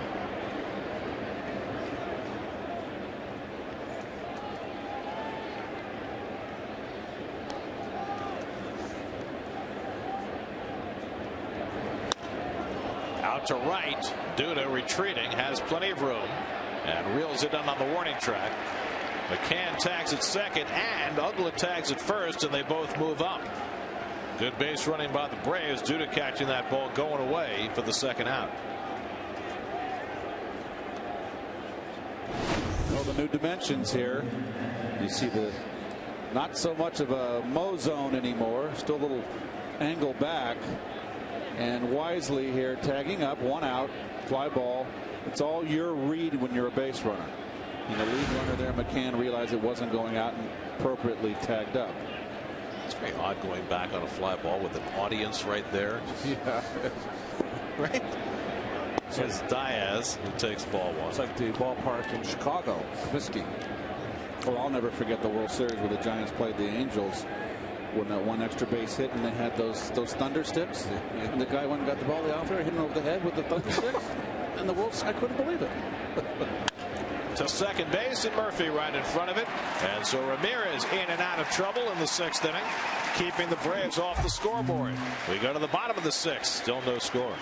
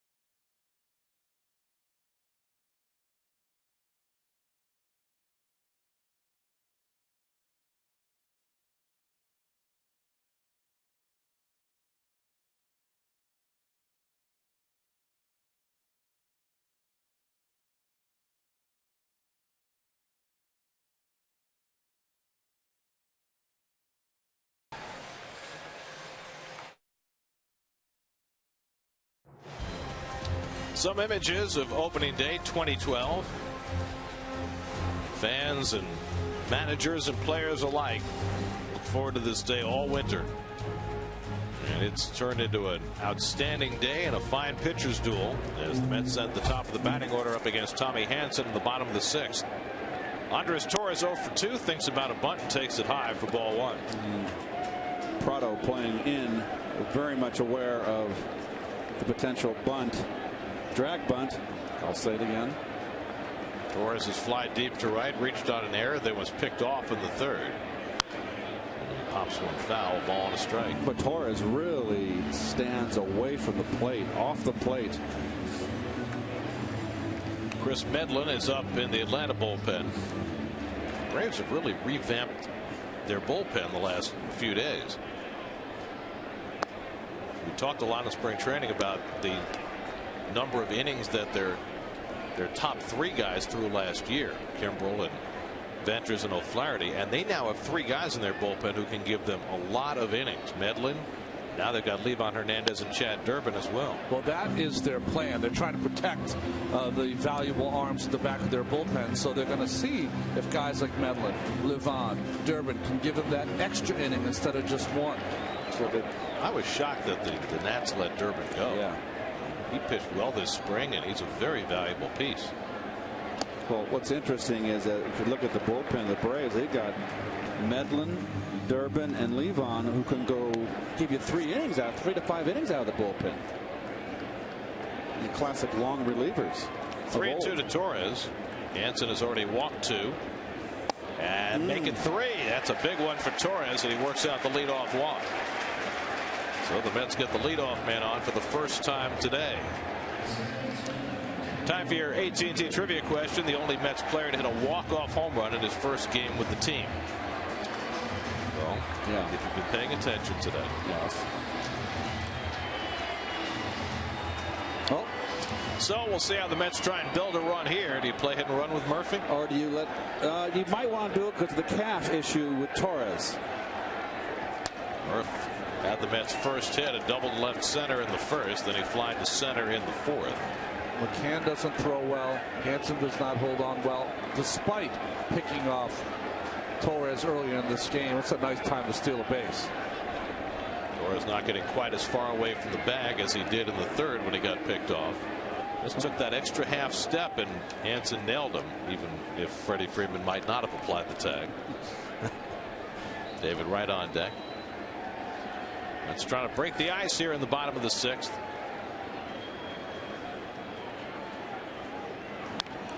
Murphy gets one right off his thumbs. 1-1. I like that kind of pitching, Ron. 1-0, and you just come with a fastball up and in. You let it go. Beat Murph a little bit in. Tommy Hansen making his first opening day start, and he's been terrific.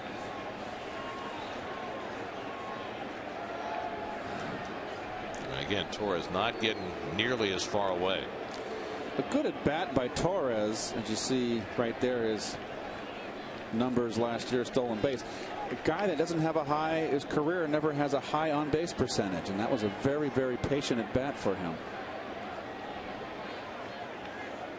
Well, that was the question after last year, as Murphy takes a borderline pitch for a strike. I thought that was outside. That's the key pitch, Ron. At 1-1, it changes everything right there. You know, now instead of 2-1, you're 1-2. Now you got to bear down. It was outside his right.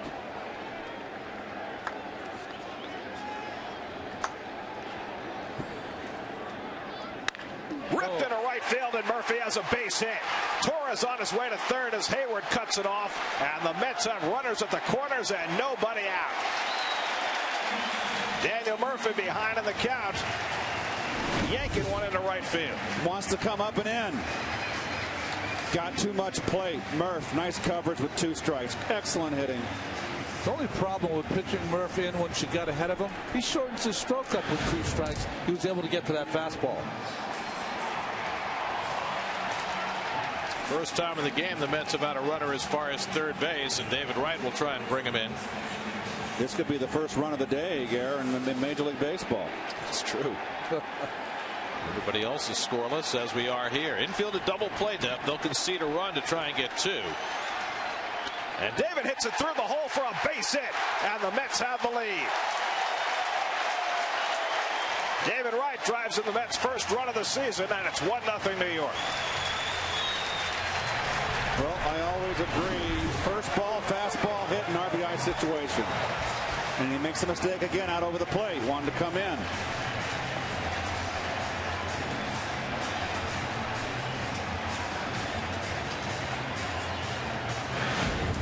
Freddie Gonzalez is coming out to the home plate umpire Jerry Davis, and it looks like he's ready to make a double switch. So Hansen, who had held the Mets at bay for 5 innings, gives up a walk and 2 hits here in the 6th. And the Mets have the lead. Chris Medlin will come in, so will Jorge Constanza. The pitching change brought to you by Verizon. We'll be right back to Citi Field.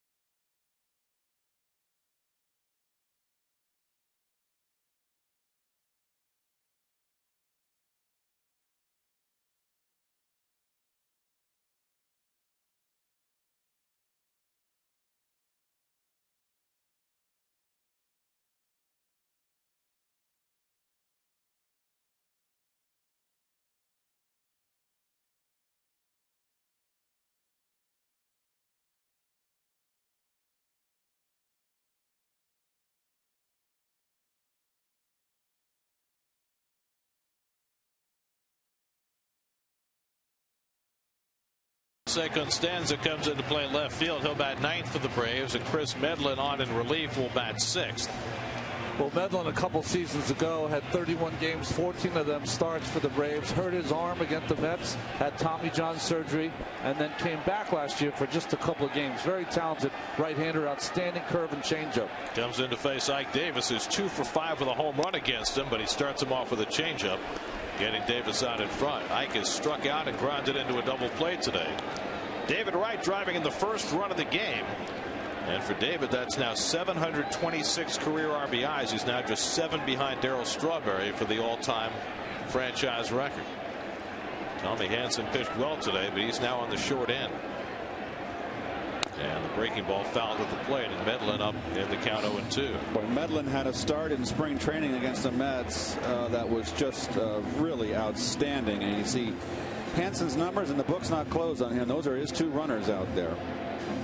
And the big 1 run that scored was a leadoff walk, which always bites you. It was a terrific turn at bat for Andres Torres and set the table. Murphy with the base hit behind in the count, and then David Wright first pitch driving in the run. Now the 0-2 to Ike, and he lifts it in the air to center. Bourne barely has to move. Tagging is Murphy at second, and he's going to bluff but not go. That's the first out.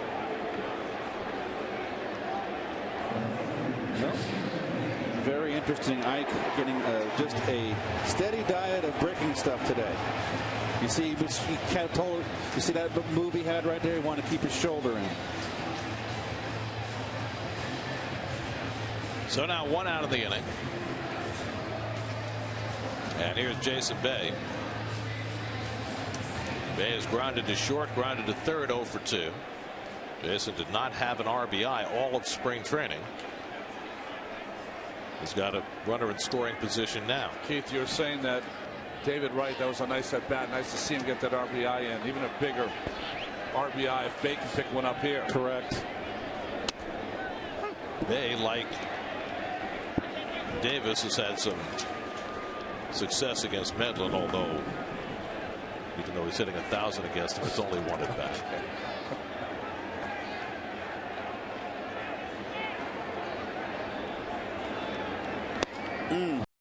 Threw the fastball by him at 92, and it's 0-2. It's interesting there. Jason's right hand, Keith, comes off the bat on the swing. He got beat here. Just beat.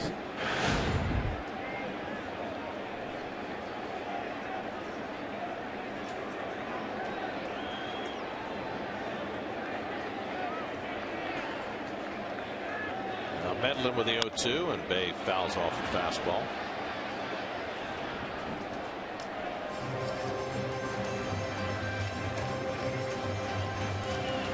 Mayer is here today. Are you allowed to text at the ballpark? You're asking that question? Depends if you're getting paid to be there. I'm going to call the commissioner.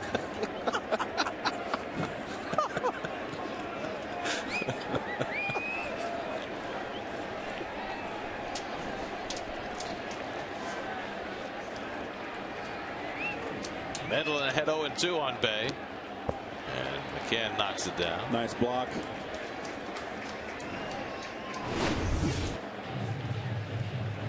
Just smothers this. Nicely done.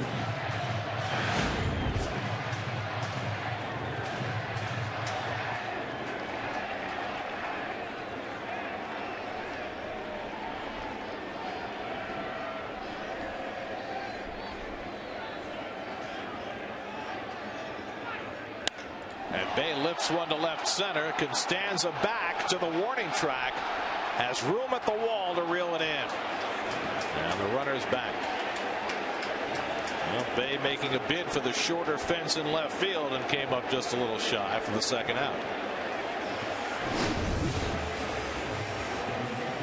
Well, Murph right here. He's some Reed.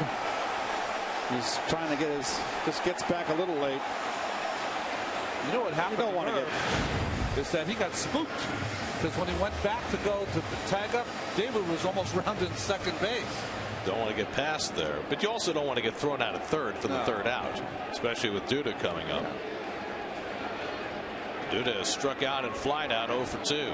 So the Mets with a run home here in the 6th, but Medlin's coming to get a couple of fly ball outs, and now he throws a first pitch strike to Duda.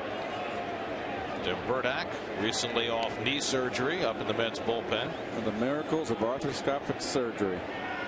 Boy, he's back in a heartbeat. The only lefty that the Mets brought north in their bullpen. To the right side, and Douglas slides over in front of it, so Medlin does a terrific job coming out of the bullpen to limit the damage. The Mets get their first run of the season. An RBI single for David Wright, and they'll carry a 1-0 lead into the 7th at Citi Field.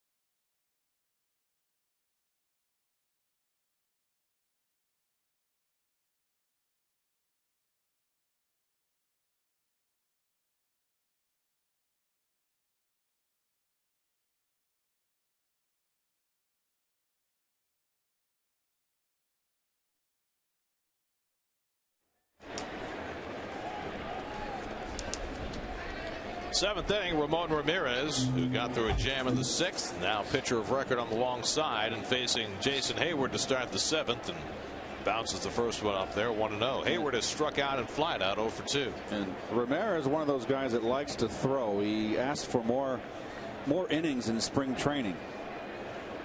And he's getting a second inning on opening day as he leaves that ball away from Hayward, and it's 1-1. And the Mets not guarding the line. The rule is on the 7th inning on, a tying run at the plate, you guard the line for a double. You can see David way in the hole, and Ike is not guarding the line. Maybe this way Hayward has changed, Keith, because Pasternicki's on deck. He's always a guy that used to go down that third base line. Hayward lifts one to left, and Bay moving back. 1 out.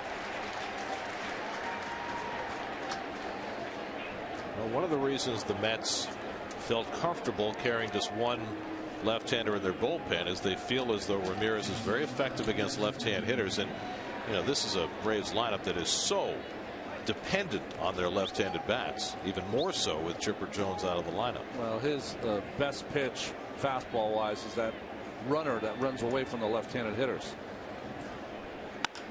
Pasternicki drives one to right center. Torres can't get it, and it rolls to the wall. Pasternicki can fly. He's to second, turning and heading for third. And Tyler Pasternicki has his first major league hit. It's a triple, and Torres might have hurt himself as he ran for that ball in the gap. Remember, he had the calf injury that kept him out of spring training for a couple of weeks. I just think he misread this. He didn't think it was hit it hard. He made a break in, didn't make the break bad. Oh, there it is. Running after it. That calf. When you misjudge, you have to accelerate, and when you accelerate, that's when you can hurt yourself. Right there. I'm telling you, Gary, I told you the calf is murder. And he's coming out of the game. And that now is a second injury, probably to the same calf. and that's going to take a couple weeks longer to heal. Well, it's a huge spot in this game because before he ever got hurt, Torres misjudged that ball, and Pasternicki, with his first major league hit, has a triple and is now at third base with a tying run with 1 out. Now Mike Baxter has already been used, so that leaves Scott Hairston as the only available option in center field. And so Hairston will come in, and Torres will go back and be examined.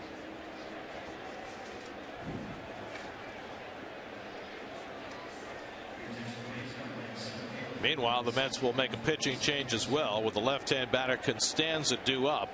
Ramirez will exit, and Terry Collins will play the card with his lefty and bring in Tim Burdack. You got Constanza and then Bourne, 2 left-hand hitters in a row due up.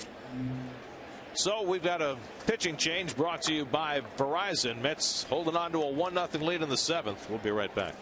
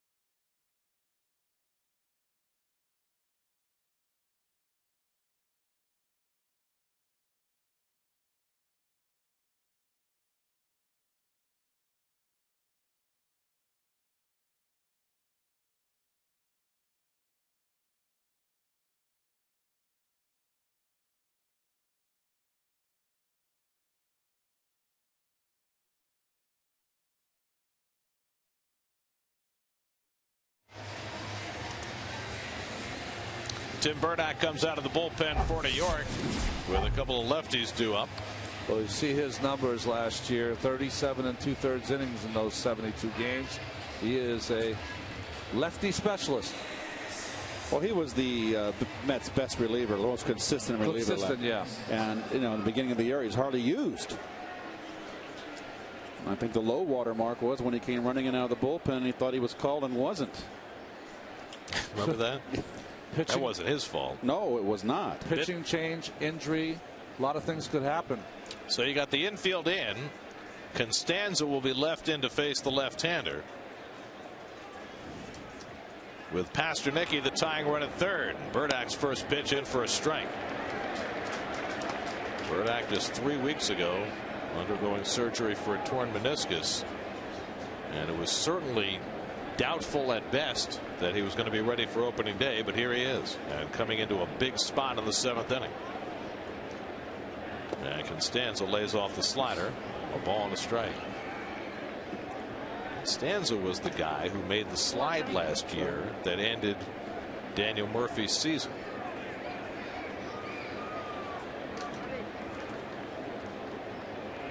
Last year as a rookie, he had 39 at bats against lefties and he hit .385. So no hesitation on Freddie Gonzalez's part, leaving him in. Slashes one foul, and now Burdack's ahead 1-2. Michael Bourne, another left-hand hitter on deck. Well, Freddie Gonzalez bench is really overloaded left-handed. He's got 2 right-handers, but one's his backup catcher. And the other's an infielder, Jack Wilson.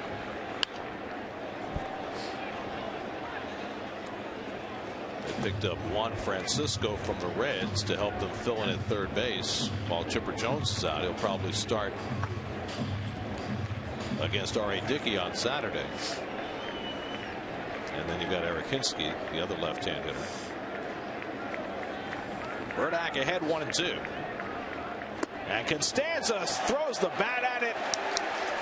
A futile attempt to reach that slider. And Burdack gets a huge strikeout to pin the tying run at third. Now they're at 2 out. He just stayed away. And completely full. Watch the Fanny fly out. You're in trouble.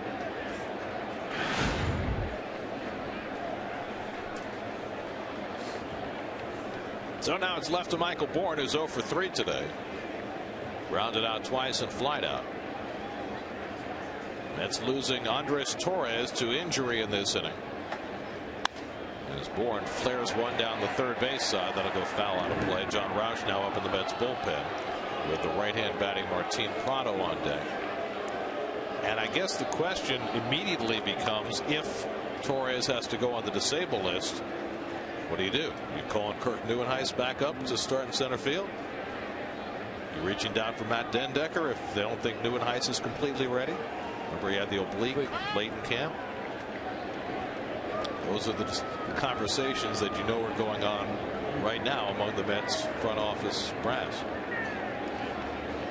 Here's the 0-1. Got it on his fists, and Bourne fouls it back. And Burdack looking very impressive ahead of the count 0-2.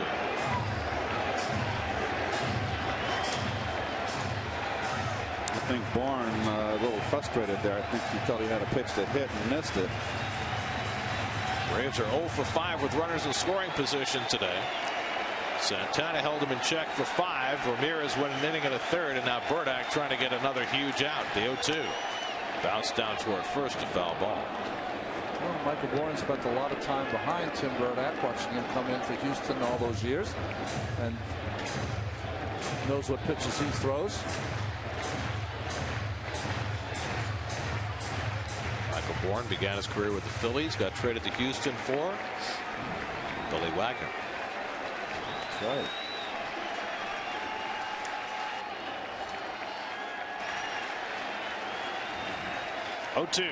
He struck him out. Back-to-back strikeouts for Tim Burdack. Nice. The Braves leave the tying run at third. It's 1-0 New York.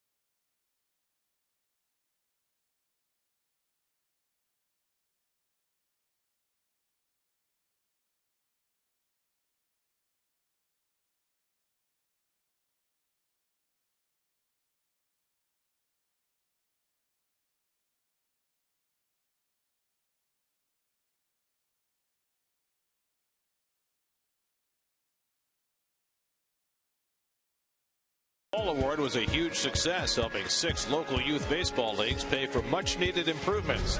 This season it's your turn. Help your youth baseball or softball league with a $5,000 grant. Apply for the SNY Play Ball Award today at sny.tv/playball. Here are your city probables for the remainder of this series. Tomorrow's an off day. R.A. Dickey makes his first start of the season Saturday against Jair Jurgens, who really struggled this spring for the Braves. And then John Neese, who appears to be on the verge of signing a long-term contract with the Mets, will go up against fellow lefty Mike Minor on Sunday afternoon. To answer our AT&T trivia question, we asked who was the only Met player to hit a walk-off home run in his first game with the team. Well, that would be the late Gary Carter. Neil Allen, hanging hook, don't throw it. That looks great. How did the Cardinals get Neil Allen again? Some bum. Well, they got Rick Ownby in the deal, too. That's right. Steal. He could throw a frisbee with his toes. That's not a very valuable skill, at least in terms of marketability, is it? I'm sure, knowing Whitey, that when he got a surfer, it must have drove him crazy.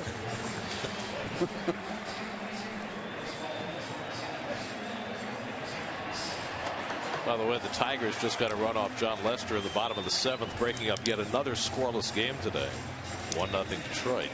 Boston got a hit. Yeah, they got 2 off Verlander. Well, Halliday's given up 2 hits already against the Pirates. Phillies are up 1-0. Yep.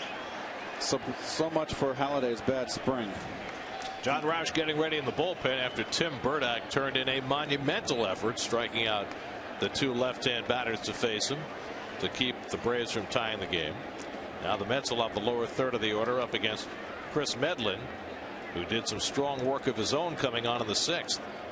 And Josh Tolley takes a strike. Mets got their run in the 6th inning. A leadoff walk to Andres Torres. Daniel Murphy followed with a hit, sending Torres to third. And David Wright, first pitch, drove in the run with a base hit against Tommy Hansen, and that's been it. Medlin came in to get the next 3 hitters. Ruben Tejada on deck, and then likely a pinch hitter for Burdack. He's an antsy guy. He's a pacer.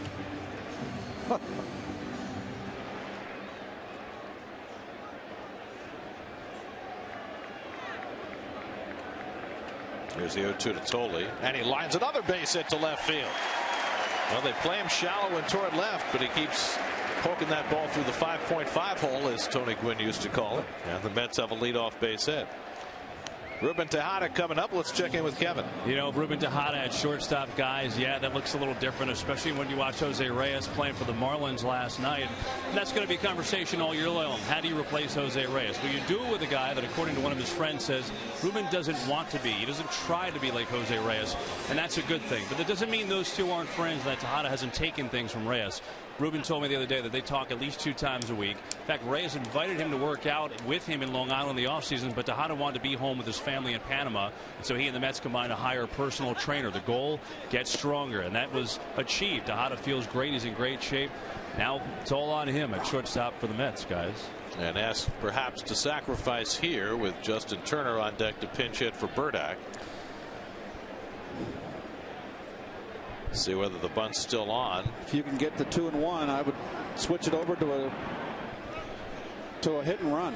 You have 1-1. You can do it. You know, Tejada goes the other way, and he's hits line drives, and that's something that Tejada, if he wants to stay in the big leagues and be effective, he's got to learn to hit and run. Tolley no threat to steal base. And Tejada giving himself up. Gets the bunt down. Medlin going to second with it. And he's going to get the force, even though it looked as though the shortstop Pasternicki was nowhere close to the bag. Wow. I'm surprised Terry's not coming out for this one. This is not even in the neighborhood. Jeez. Almost turned it. Let's see. Oh, he was not even close. Come on, you can't do that. Not even close. Second base umpire is Phil Cuzzy, who has had his share of bad moments in the last few years. And I'm with you. I'm shocked that Terry's not out there arguing the call. Well, I mean, there's a neighborhood play is one thing, but that was a different zip code.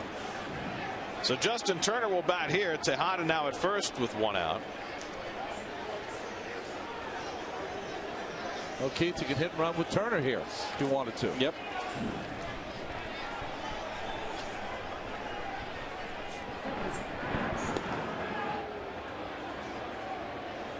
Braves have done a pretty good job today, the Brave pitchers, of holding runners on first base. Justin Turner had a fine rookie year for the Mets last year. Played a whole lot more than anybody expected. Wound up hitting .260 for the year, 51 RBIs, and over 400 at bats. And if everything goes right for the Mets this year, it will, for Turner, mean a lot fewer at bats than last season. And Medlin quickly ahead 0-2. Well, they're shading Turner correctly, I should say, to right field. Well, with 2 strikes, that's where he's going.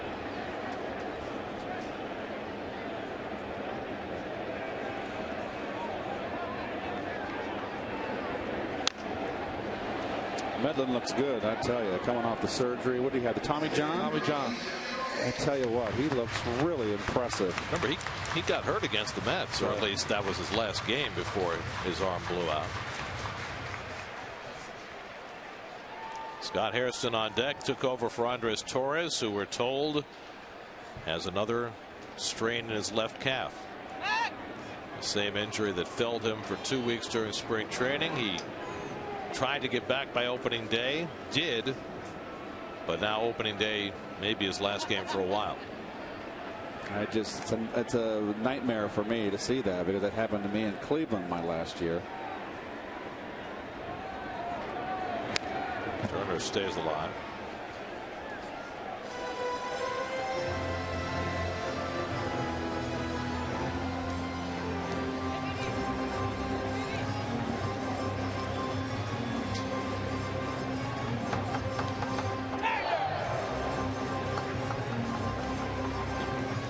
Daniel Murphy already with 2 hits today. Hoping for a turn at bat here in the 7th. Tejada at first with 1 out. 0-2 from Medlin, and Turner down swinging for the 2nd out. Well, he just got a piece of it, excuse me.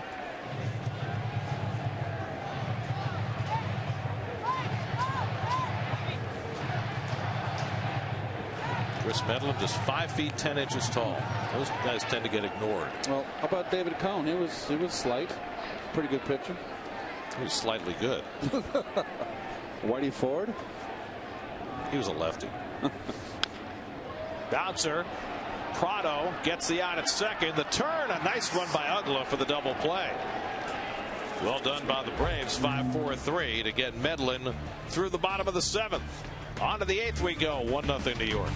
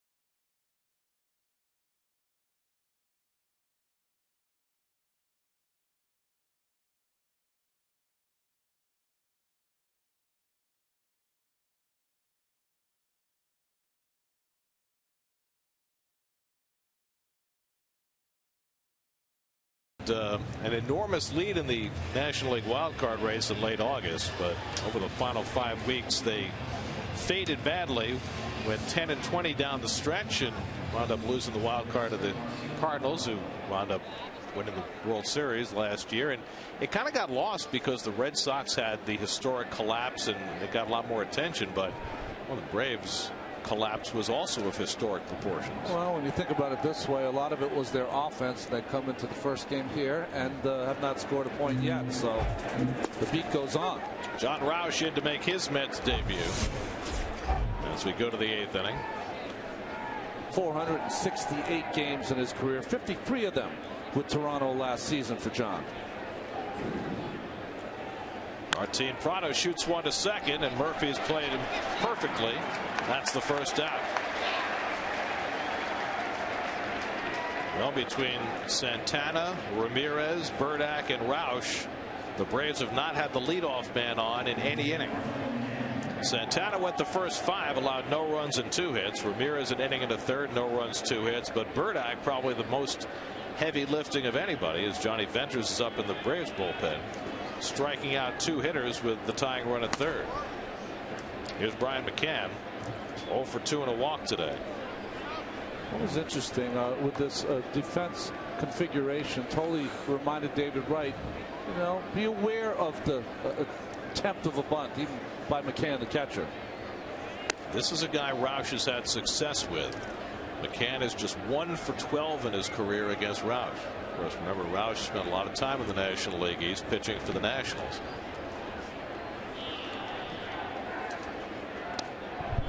Counts as that. 2-0.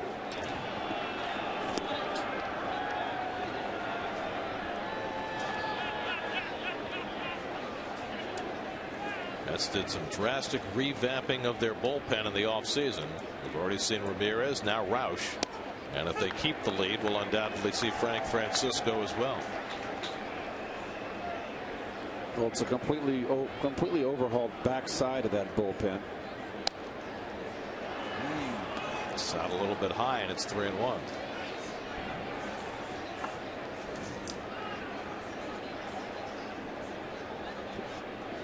Dangerous pitch to McCann, and he gets under it to right field. And Duda coming in, looking through the sunshine. 2 out.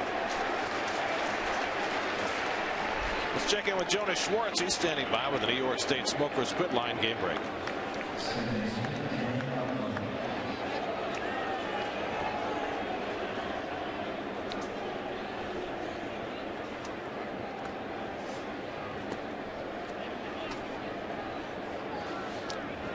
MVP last year, 24-5. He's something. He's the only guy, a starter I've ever seen start a game at 93 and ended at 99. Here's Dan Uggla, 1 for 3 on the day. Braves have had only 4 hits.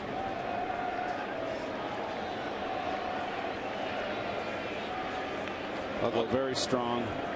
Got to be careful here with Uggla. Oh, big time. Middle played in. That's all he's looking for. Something to turn on. He's just 2 for 10 against Roush, but both the hits have been home runs. John Roush, one of the tallest players ever to play this sport. Maybe, I mean, you have to put him back to back to know, but maybe the tallest. Listed at 6'11". He is a commanding presence to be around.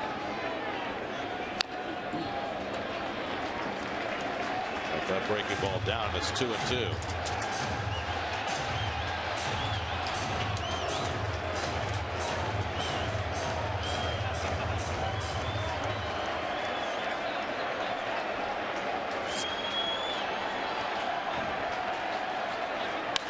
Slow tapper.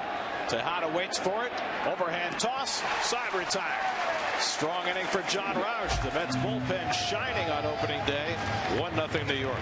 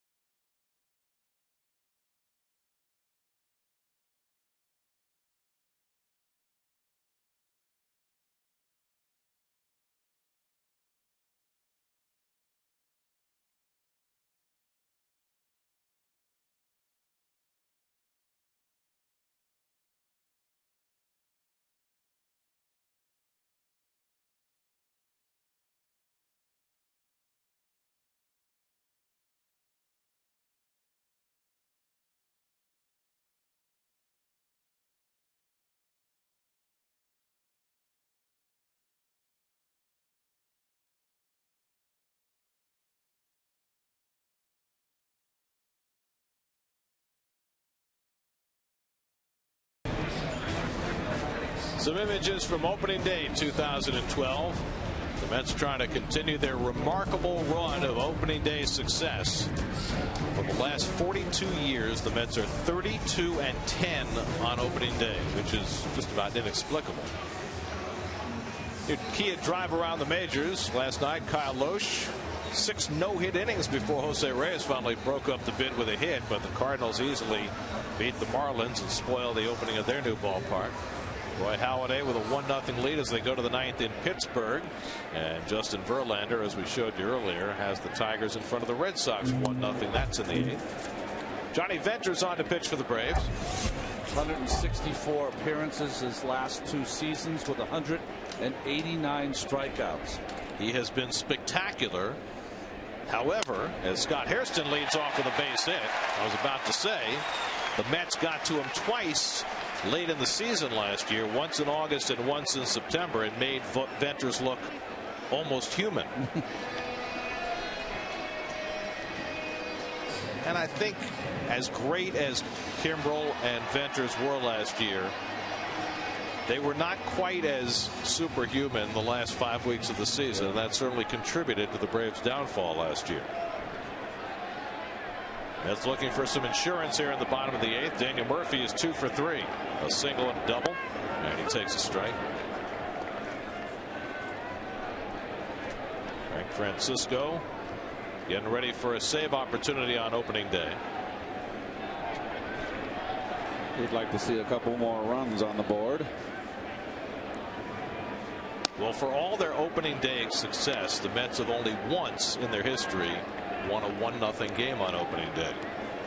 You see the number of games that Venters got in last year. He and Kimbrel both in the top 4 in the league. And it's not like Venters is a situational lefty who was coming in to get one guy out. It would be a little different. 85 appearances, 88 innings. That's a lot of innings these days for a relief pitcher. He's ahead on Murphy 1-2 and just missed with that fastball. David Wright, who's driven in the only run of the day, waits on deck.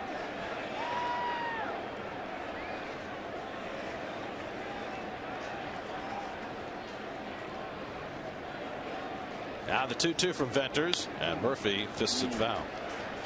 Boy, oh boy, just good pitch right there, 2-2. Everything away, he just came inside. Murph just barely hanging in. He should just double up. That's just tying him up. If you get that thing to sink a little more, Ron, it gets under the bat. Hairston led off the inning with a base hit. Murphy chops one over the mound. Pasternicki flips it back to Uglo, barehands it for the force. Beautiful. That's a terrific play by both Pasternicki and Uglo to get the lead runner. Well, what's critical, obviously, it's a 1-run ball game. That is a very nice play for the rookie shortstop. Keep that runner out of scoring position. Very nice. No play at first, though. Might have been better for Uglo to catch this one in the glove. I think the throw surprised him because I think when Pasternicki came under the arm, he pulled it a little more than he intended. Heck of a play. Yep. So here's David Wright, who singled in a run in the 6th inning against Tommy Hanson, and takes Lone away from Venters. David drove in 61 last year. He's already got a marker on the board on opening day. He's also flied out and walked 1 for 2. Murphy now the base runner at first with 1 out. That's about 6 hits today. And Wright drives another one into right center. His 2nd hit of the game. Murphy pulls in at 2nd, and the Mets have 2 on with 1 out. I like what I see out of off of David's bat. This is vintage David Wright right here, hitting the ball right up at the plate. We know he kills lefties. That is just how you drive a ball to the opposite gap. That is nice follow through. Really a sweet swing. Right on it. Yes, sir. Well, David becomes the 3rd Met today with 2 hits. Tolley, Murphy, and now Wright each with a pair. It's been a rough day at the plate for Ike Davis. 0 for 3. Strikeout, double play, fly out. Facing the lefty Venters, and he takes the breaking ball for a strike. Let's look at your Mets box score presented by Burger King. Wright with the only RBI. Murphy with the only extra base hit. And now the Mets looking for some insurance against Venters here in the 8th.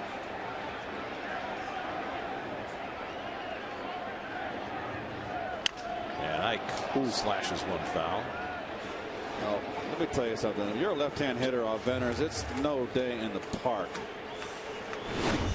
It's hard sinker in. That's the toughest pitch to hit. Lefty, lefty, righty, righty. It just ties him up. Broke his back. Oh.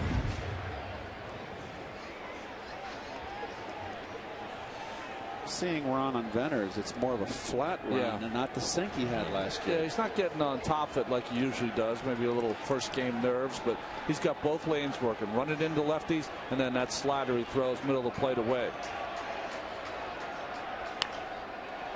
He wanted to come in, and that got away. Murphy at second and Wright at first with one out. Looking ahead to the 9th. The Braves will have Freeman, the pitcher's spot, and Hayward due up. So they got the two big left-handed bats due up in the 9th. The Mets would like to have a little cushion. And you're probably going to see Hensky off the bench. Here's the 0-2. And Davis fouls it off. Another pitch to hit. High breaking ball from Venters. There's Hensky getting his hands warm, ready for his pinch hitting assignment.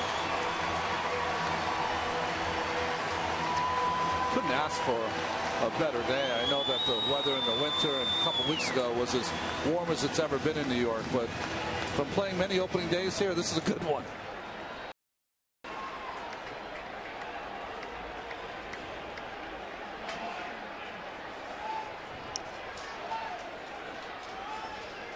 Again, the 0-2 from Venters, and he gets Davis with the slap. And that's the second out. Well, tough day for Ike.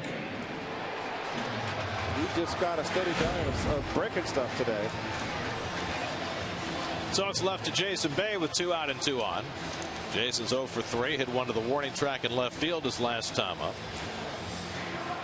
And Roger McDowell's going to pay a visit to the mound to talk to Venters before he goes after Bay.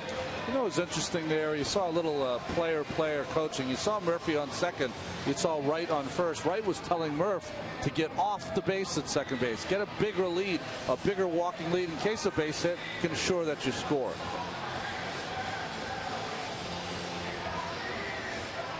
Geico Sports Night, your nightly source for all things New York sports. Tonight, much more on today's game, plus everything New York sports. Geico Sports Night tonight starting at 10:30 only on SNY. Jason Bay 2 for 4 in his career against Venters.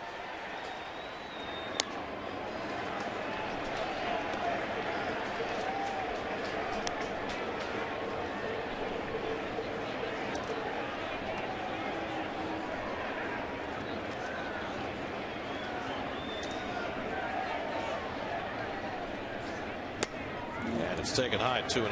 Well, with the change in configuration of the ballpark, they added a couple hundred more seats, and as a result, we have the largest crowd in Citi Field history today, 42,080.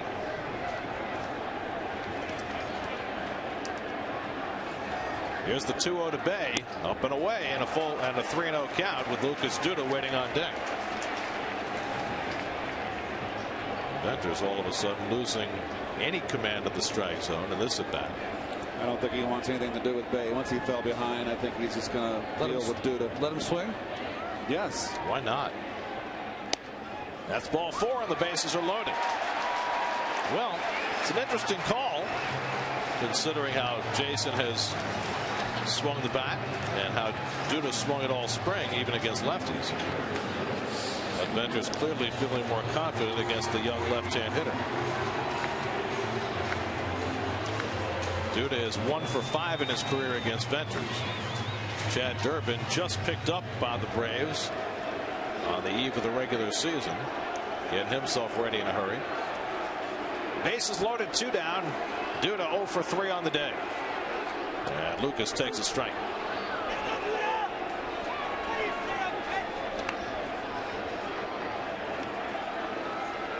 Murphy at third, Wright at second, and Bay at first with 2 down. 1-0 New York, 8th inning.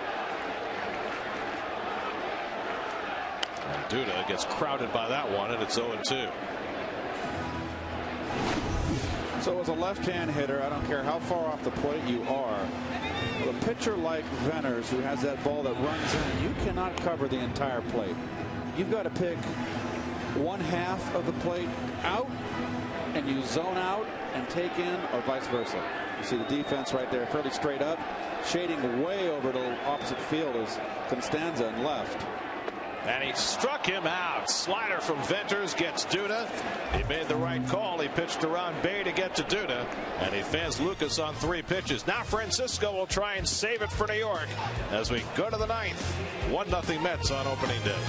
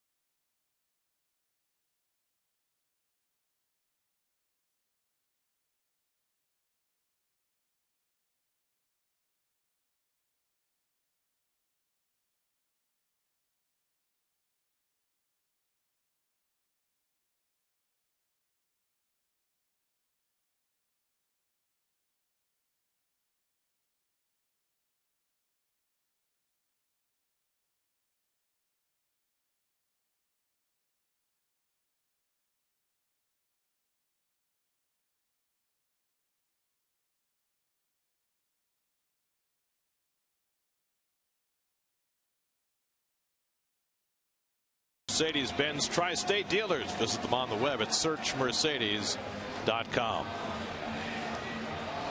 Let's make a double switch. Ronnie Cedeno will come into play second base and bat 9th. That puts Frank Francisco in the 2-hole as Daniel Murphy comes out of the game. Francisco, who spent the first part of last year closing in Toronto, will try and get a save in his first game as a Met. You will see 54 games with Toronto, has pitched in the major leagues with Texas and Toronto, and now the New York Mets. 17 saves last season. 32-year-old Dominican Armando Benitez walk-alike. As Manny Acosta and Miguel Batista will stay ready in the bullpen. Freddie Freeman leads off in the 9th inning for Atlanta, and he takes a strike from Francisco. Freeman has flied to left, struck out, and then hit one back on the warning track in right field. And a 1-run lead in the 9th, and we're not guarding the line, right way in the hole. Ike is guarding the line. The outfield is playing deep, no doubles. Hairston, remember, is playing center field. Andres Torres, if you weren't with us earlier, again injured his left calf, came out of the game while chasing a triple by Tyler Pastornicki in the 7th inning. Fouled off by Freeman. There's the good splitter by Francisco, and it's 1-2.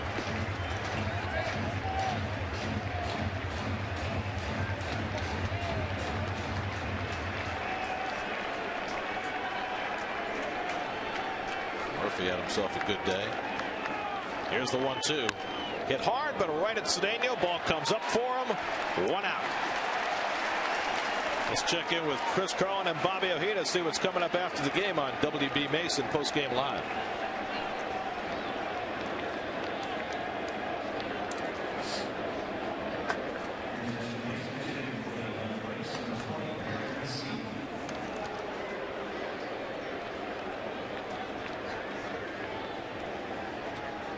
Mets with 2 outs still left to get, and 2 left-hand hitters for Francisco. Hinske, the pinch hitter, takes it low for ball 1. Very dangerous, Eric Hinske. Pull hitter, power. 134 career home runs, has really settled into this pinch hitting role the last few years. And Francisco misses badly with that splitter, and it's 2-0. Johan Santana went 5 brilliant innings. Ramirez, Burdack, and Rausch getting the Mets through the 6th, 7th, and 8th, and now Francisco trying to finish the deal in the 9th.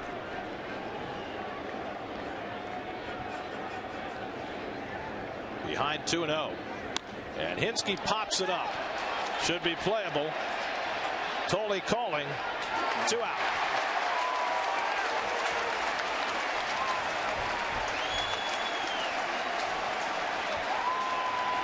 Well, Hinske was looking for a fastball on 2-0, didn't get it. What a smart pitch for the veteran. 2-0 split finger from Francisco. Well, in 1998, the Mets played an opening game at Shea against the Phillies. It went 14 innings. They won it 1-0 on an Alberto Castillo walk-off hit. It's the only 1-0 opening day win in Mets history. Now Francisco 1 out away. Jason Hayward is 0 for 3. And misses inside, 1-0.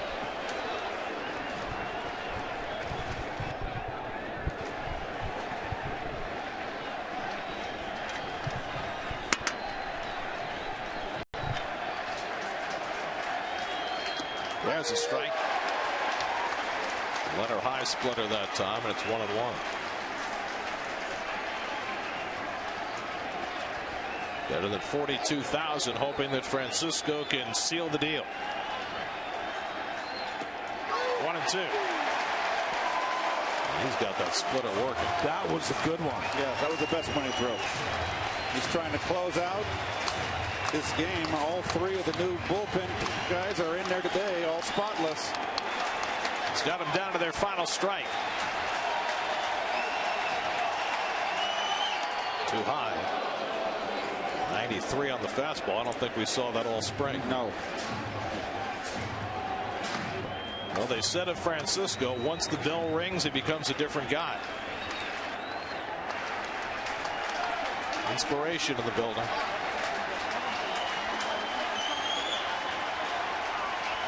Two. Couldn't get him to chase that one. And a full count to Hayward. The rookie shortstop Tyler Pasternicki would be next.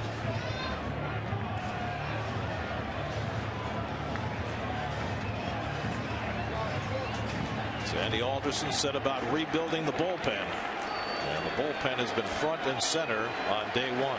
Playing very deep in the outfield and shading Harrison, shading a little bit left field. 3-2 coming to Hayward. He struck him out, and the ball game is over. Frank Francisco saves it in his Mets debut. And the Mets continue their remarkable run of opening day success. 33 of the last 43 years they've won on opening day. A wonderful return to action for Johan Santana. They moved the fences in, but nobody reached them. And the Mets bullpen did the rest. Well, just a high fastball here by Francisco. Just throws it right by Hayward after the split fingers down in the zone.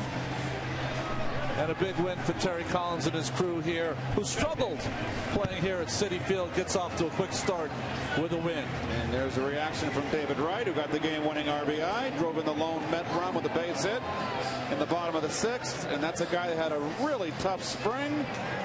And like Gary said, we've not seen 93 miles an hour out of him all spring. But today, he brought the bacon. Well, he had a little bit of a knee problem late in spring training. that had the Mets cautious going into opening day.